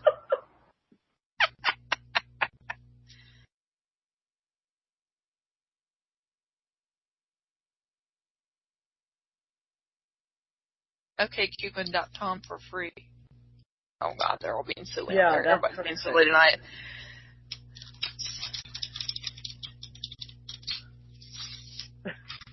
Bread.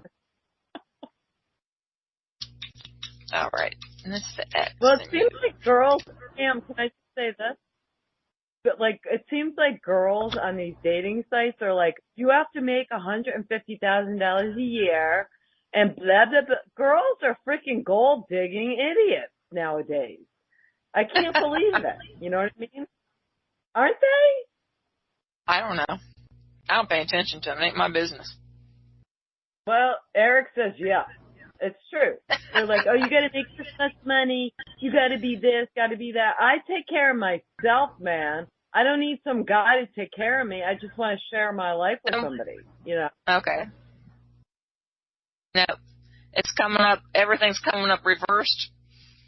Because you're too emotional to it. You're too attached to him, and it's turning out bad. It's just going to go downhill. Really? Yeah.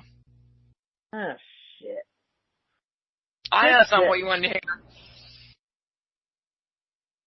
No, and I hear it often, Pam. It's not just from you; it's from other people too. You know.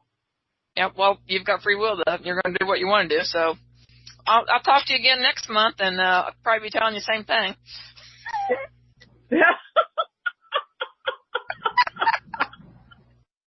So, Pam, let me ask you a question. And Okay. I don't know where Amy is. Amy's probably here somewhere. But let me ask you. So what do you think you have learned from this, you know, trip of being, you know, in the spiritual realm, for lack of a better term? What do you think you have learned that is most important to you and life in general? Oh, good question.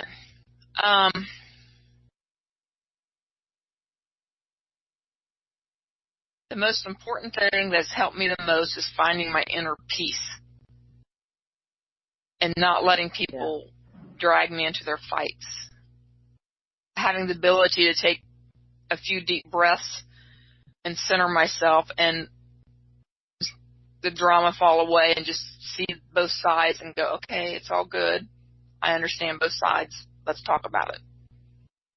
Because a long time ago, I was a redhead, and let me tell you, my temper lived up to that red hair. And now, since then, it's like, okay. I mean, I used to have such a bad temper. I can't believe I'm telling on myself. But anyway, I used to go to the thrift stores, Goodwills, whatever, and buy cheap plates, and I would throw them against the garage door wall because I'd get so mad. I'd throw them against the wall, make a huge mess, but I cleaned it up. Because I just wanted to break something, because I got so pissed off. And now it's like, I hear you. It's not even, I can't even comprehend that. I can't even feel that anymore. That's a different person. I'm not that person anymore. Right. You know, could I get angry? Well, yeah, everybody gets angry to a certain degree, but I don't get angry to that degree anymore. Little things will upset me. Now, the only thing that's really going to get me that riled anymore is if you're going to hurt me. I'm a country girl. You hurt me and mine, you know, your ass is mine. But that doesn't happen for me. So it's good. That's my largest thing, is finding my inner peace and my truth. Once I found my truth and quit listening to what everybody else told me I should be doing this way and that way, and just following my own truth, which I drew from many different religions and different things, but what worked for me, then I became happy. And I don't care what anybody thinks about me. I'm doing it my way, and that's what works for me. That answers your question. Right. Exactly. Yes, it does. It totally answers it. And I agree that the thing that most of us strive for, if you're a thinking individual, is inner peace. Yeah. And it's hard to come by. It is. Because you're right. We can't listen to other people's opinion. We can take what we want from other people's, anything that they're offering us or anything we read or learn. We take, what resonates with us. But I mean, it's hard to find that inner peace, but I know exactly what you're saying, because I probably at this point in my life do not have inner peace like I want to. And, but I know that I can have it if I want to. But you know what, Pam? I feel like, there's all this stuff in the spiritual realm that's like, oh, you shouldn't worry about this because lifetimes, your parallel lives are going on and you'll have that life that you want at some point after you die, all this stuff. But it's like, we are only human, right, Pam? Right. So we're learning this stuff right now. And it's, sometimes I feel like I'm stepping outside of the human realm and I'm already like on the other side, so to speak. And I'm already like, want to carry that on. But then the human part of me is like, no, I'm still jealous. I'm still, want this and that. But I think it's hard to, walk that balance of being human and being spirit. It's very hard because we hold on to this stuff, right? It's like but I think that we're meant to feel everything we're feeling right now, loneliness and joy and everything else that comes with it. But, we're trying to balance both sides of it, and it makes it like, a little bit, it's tricky, but I mean, we don't know which side to go on sometimes, I should say. You know what I mean? Yeah. I understand perfectly. So, yeah. Earth is school. That's what we're here for. We agreed to come here to learn things and to be human and be cut off from spirit and have that veil drop, and we're all achieving to pull back that veil to learn, to remember our past lives and everything we learned. And I don't know. It's hard. Difficult. It is very difficult. Yeah. But we came here to learn, and that's what we're doing. We learn every day. It's just school. You get up, the bell rings, you get up, and it's time to go to bed, do all the stuff you got to do. But you are more aware than a lot of people. I mean, most people are sheeple that just get up and go back and forth 9 to 5, no clue what's going on, and sheep to the slaughter. But you're not. You're more aware, and I don't want to go back to being sheep to the slaughter, and you don't either. No, I never could. I want to date somebody like that, right? I never could either. I don't want. Exactly, I would never date someone like that, like a football player. I mean, I know I'm like, freaking casting aspersions on football players, but I mean, somebody like, and I'm making a stereotype here, but it's. It seems to be the truth that a lot of people, and I'm surprised, Pam, when I meet people that they're not in my way of thinking, and I'm like shocked. I'm like, don't believe in life after death. What is wrong with you? I know, I have the same problem, because you're here and you think everybody, if you know something, everybody else knows it too, and they do know it, but they might not consciously know it, and it's like, oh shit, I gotta rephrase that so you can understand what I'm talking about, because it just went woo over their head, like someone talking to me about putting a computer together. I would be like, I have no idea how to make a computer program or something, and sometimes when I talk spirituality, people look at me like I look at them when they talk about things like that, and I'm like, okay, we need to bring this down to a different level and figure out where we are. Yeah, and what works for you. Yeah, so Popeye says life after death, ? Isn't that the definition of reincarnation? No, it's not, Popeye. We live regardless if we reincarnate or not. You die and you're still living. You're just changing your address, you're changing your frequency, whatever you want to call it, and you're still alive. And, so I mean, all this stuff. But I mean, and then Pam, there's a whole thing about how, I don't want to appear to be a know it all either, right? Because I don't know, because neither one of us or any of us here actually knows what happens. But I think that, we are, we continue to live. And, I have a very good friend that's a medium, and the best medium in the whole world as far as I know. But anyway, so she tells me she sees my mom on the other side, and my mom's sitting around a table having dinner, and we're all there. Okay. Yeah. I'm not there yet, but I'm there. Okay.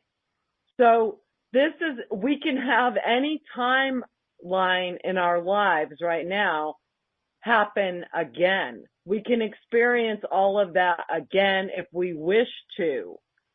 And we can do anything, we can be anywhere and be any one of our past lives if we want to be. Right. At any given time in the afterlife. Yeah. Right, because when it goes to past lives, when I do a lot of,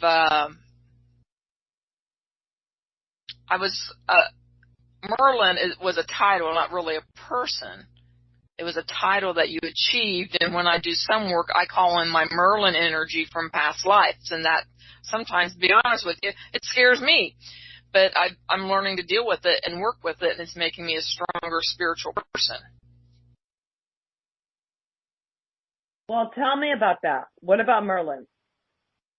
Well, you know about Merlin. I mean, you've read the stories and, King Arthur and the Round Table, Merlin, and all the magic. Right? Right. Okay. Yeah. So, Merlin really was a title that you received after you studied your, well, it wasn't shaman. I'm more Native American now, but it wasn't being a shaman, but you studied to learn the magic, the healing properties, the herbs and different energies and the different frequencies that you brought in to help heal people. And the more advanced you became, when you became master, or actually higher than master of it, you became the Merlin. That was who then taught other people, and that was the title you strive to achieve, because that was the highest rank there was. And I was a Merlin in the past life, and I taught others how to heal and do healing and do energy work to heal people. So now sometimes I'll go into meditation and I'll pull in that energy, that Merlin energy in, and it's a very strong, fiery energy, and sometimes it can be scary. I know it's me. I know it's my past life energy. I recognize it, but sometimes I'm still not that familiar, the human mind, of remembering it all completely. So I'm still in the process of working with it and learning how I can incorporate it in this life better. Right. Yeah. So Pam, have you, speaking of Merlin, because I read this book, Abra Mellon, the Mage, and do you know about that book? It was written in the 1400s, and the guy who worked with Aleister Crowley, wait a minute. He did books on Aleister Crowley, but this guy was actually the editor of this book, like way back. But these magic formulas that in this book, Abra Mellon the Mage, spoke of, it's like, there's all kinds of spells in there, but you got to be superhuman to do spells. You can't be you can only be 25 to 50 years old. You cannot perform the spells after 50 years old. This kind of stuff, right? And you also have to make an altar. You have to be wearing pure linen. You have to have fasted for 30 days. All this stuff that is like impossible to ever get to that point to actually perform these spells, right? Mm-hmm. So, what is Merlin, yeah. Abra Mellon, who was, Jesus, what was it? I think he was Jewish. I can't remember. Anyways, whatever. I've got the book upstairs. But so do you think, all of this high magic stuff, I mean, what, does this work? And how does this work if it works? And can it be achieved? Because in this book, there's a spell for everything, like getting gold, getting silver. Okay. Yeah. But the book was written by a human, was it? So why? Yeah. I've never just like the Bible. Right. That was written. Yeah. That's a book of mythology, but that's a whole other topic. But so you gotta. I'm sitting here. There are certain rituals, and that makes people comfortable doing certain rituals and certain spells and doing certain things. It's all energy. It's what you believe and what you want. Your intention is half the battle. Can you bring it in? Do you have to, face north to do everything, or face east, or start out? It's what works for you, what your ritual is, or what your spells you want to work is. Other people's spells they've written will work for you? No, because that's their energy that wrote that spell. It's going to be a little different for you. And the energy you pull in, just because your physical age says you're over 50, doesn't mean your energy's over 50. Because I'm having an issue with that when I'm reading people, that I'm reading their energy age and not their biological age. And that's not always correct.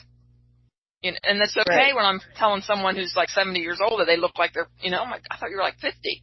It's not good when you're talking to someone who's 25 and you thought they were 44. That's not good. I did that. I swear I did that like 2 months ago to this girl, and I'm like, I thought you were 44. She's like, no. I'm like, well, your energy says you're 44, honey.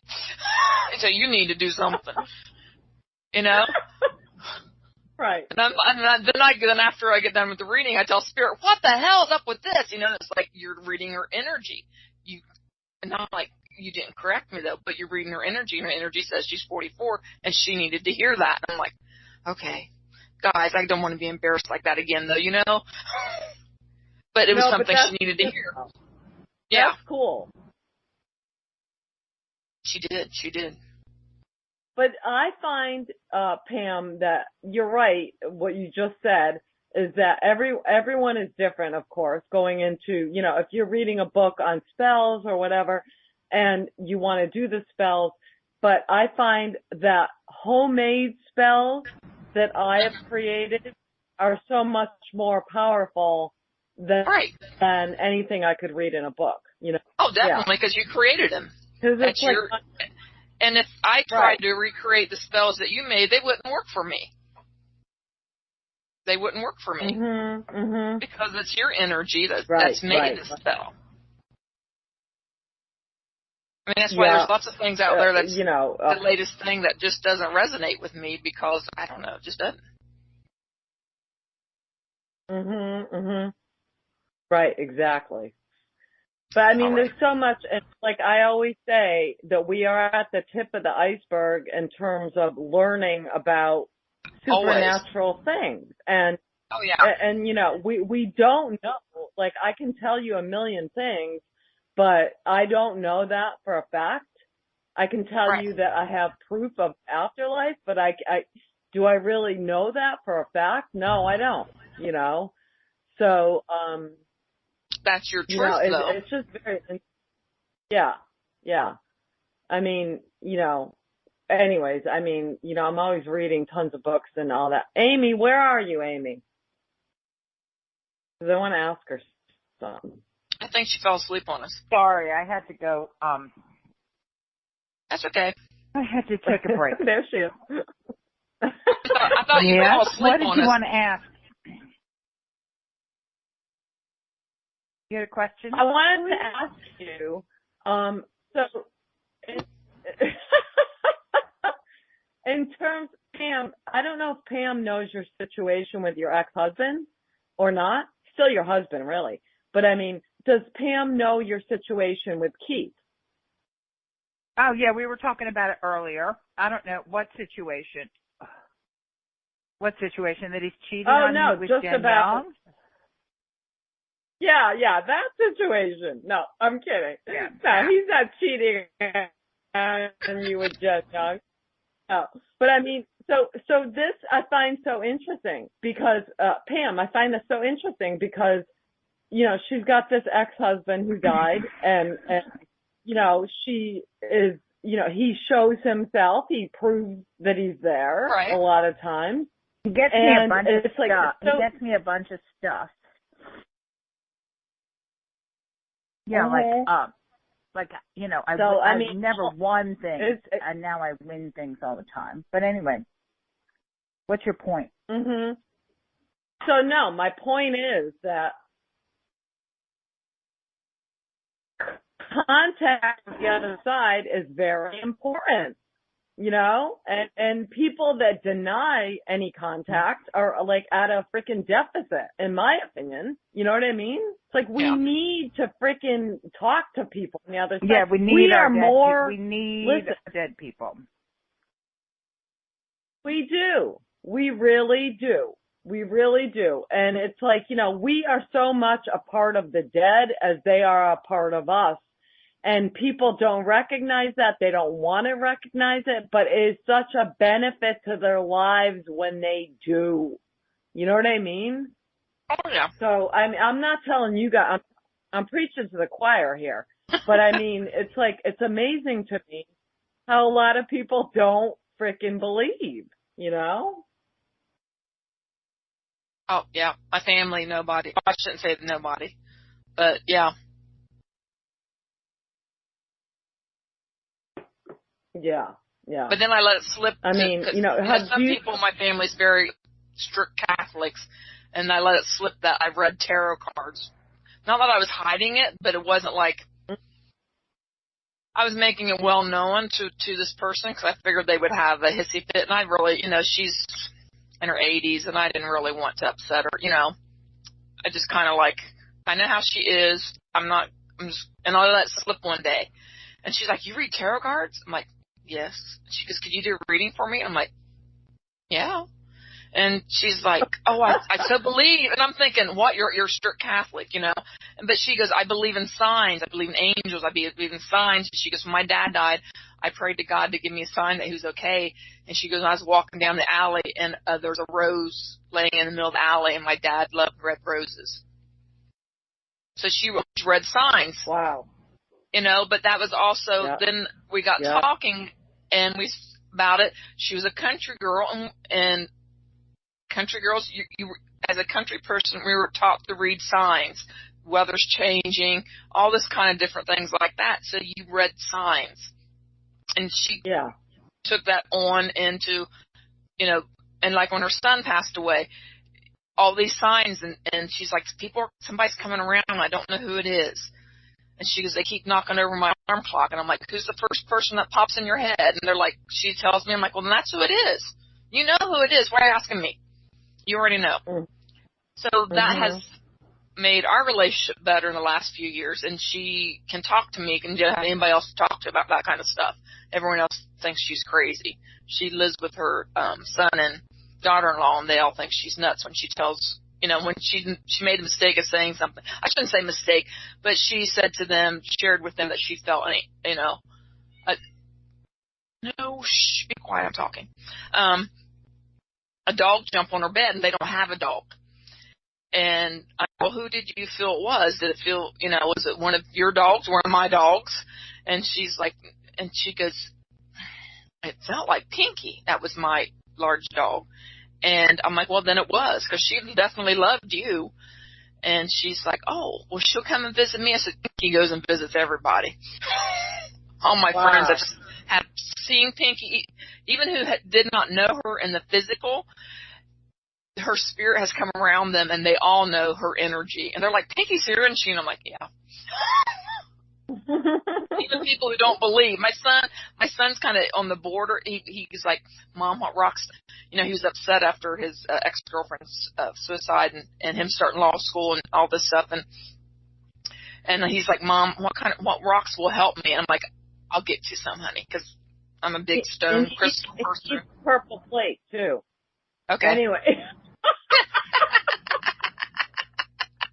Pam, didn't I just tell you I never try to talk people into buying Yeah, them? you did.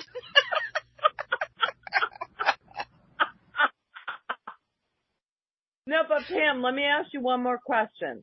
Okay. Are you happy? Right now, I'm very happy. Good. Excellent. I'm very happy. Very strong in my faith, my truth, and very happy. Mm-hmm. That's awesome. I have a roof over my head that doesn't leak. I got food. I have water. Wonderful pets that love me. I'm single. That's okay. I don't care. I have friends to go out and do things with. I have friends who will help me. When it comes to family, it's just my son and I. That's it. But other than that, that's biological family. Yeah. My spirit family, my tribe's a whole different story. Right. Excellent. Yeah. But I'm very happy. I hear you. Yeah. And my now car I'm going to died ask for a Amy reason. the same question. What? Yeah, it's it. You're asking me the same question? It was for a reason. Yes. Are you happy, Amy? Earlier this week, I was profoundly unhappy, but now I'm happy. I don't know what happened. Okay. But I just got in a bad place, and I was absolutely miserable. Unfortunately, excuse me, I know that I've committed suicide in a bunch of my past lives, so I know the only thing I can't do this time around is kill myself. So it was like, I was just like, I can't explain it. I was just in such a bad place. So I slept, and then it was so funny because Spirit decided, well, you can't sleep anymore. So I started having nightmares. But then it was Thanksgiving, and then I was, but now I'm, but now I'm happy again. But I was not. It was just, nothing was going right. Everything was taking too long. I didn't feel like I had any personal power. Everybody was exhausting. Nothing was, and how I got to that place, because happiness really shouldn't be situationally dependent, but I just got overwhelmed. Got overwhelmed. And one of the things I had done was took on too many people's problems, and I wasn't getting rid of them. Yeah. But yeah, I slept for 72 hours. Okay, I have a comment about that. Spirit told me one time, every once in a while, they would put me out for 72 hours to teach me something. And they would wake me up enough just to go to the bathroom and then to drink and maybe take care of the animals, which I don't recall, but they moved me around. But I was out for 72 hours. And whenever I wake up, then something's changed. My energy has been shifted and something new has come in. Does that make 72 hours, and 3 days, very powerful. 3 is a very powerful number. Interesting. Because yes, I did come out of it realizing that happiness is not I'm not supposed to be happy just because I have a new puppy. Happiness should not be because you got the latest and greatest toy. Right, on your circumstances. It's just more like a that's what I got out of that. Good. And I'm not happy right now because I have a stomach ache, because right before the show started, I said I was going to make apple pies, because I'm such a homemaker. And then I was like, I don't have time to make apple pies before the show, but I sure have time to eat raw pie crust. So I have a stomach ache, and some guy that bought these expensive Prada shoes from me, which I forgot to put the tracking number in, insists that he didn't get them. So I'm aggravated about that. But I'm happy. But let's see if the other people are happy. We should unmute it, and I'm exhausted. So, well, ladies, thank you so much. This was awesome. You're welcome. This was fun talking, just chatting. It was nice. Yeah, it was really nice. It's a great show. You're very interesting. It's been a good show. Not a lot of people came in, but that's okay. We had fun. That's all that matters. Yeah, you know, here's the advice that I've been giving a lot of people lately. I've noticed a theme as of the last few months is because people have been coming to me and asking questions like, how do I meet new people? Or I don't know how to meet people. And they're always like, well, you meet people very easily. I'm like, but I meet people like at the expos and we're looking at the same rock and I'll make a comment like, oh, that one's pretty. What do you think? And so what Spirit's been impressing upon me is that remember when you were a kid and you go to the playground and you play with the kids for that day. And, you know, you play and you go down the slides and swing for an hour or two with them and they'd leave and you'd never see them again. Sometimes you do and sometimes you don't. Not everybody you speak to is going to become your friend. Sometimes it's just for that moment and you have a good time and you never see them again. And that's okay. They came into your life for a reason for that moment. Stop trying to make everything something it's not. Stop trying to make every person you meet your BFF or your next boyfriend. Just moment by moment. And that's what's helped me find to be happy is doing the moment by moment and not trying to put too much expectations on myself or other people. That's very good advice. Yeah. That's very good advice. Right. Because I think we have this natural tendency. We have a natural tendency to, especially with people of the opposite sex, like, oh well, you know, they must be like a potential suitor. And I've gotten myself in a huge pickle with that because anyway, it's just just enjoy the fact that there is another human and don't try to put them in a category like, oh, this person's going to be my friend. This person I'm going to do business with. This person I'm going to sleep with. And just, that's very, very good advice. Very good advice. Yeah. All right. Yeah. Well, on that note, ladies, I'm going to get off here. It's after midnight. Thank you so much for coming. Usually 10. I'm on here. No problem. Awesome. Yeah, thanks, we'll Pam. See if anyone's still here and wants to unmute. Yes. Oh, I'll unrecord. I gotta stop recording because we're now officially in.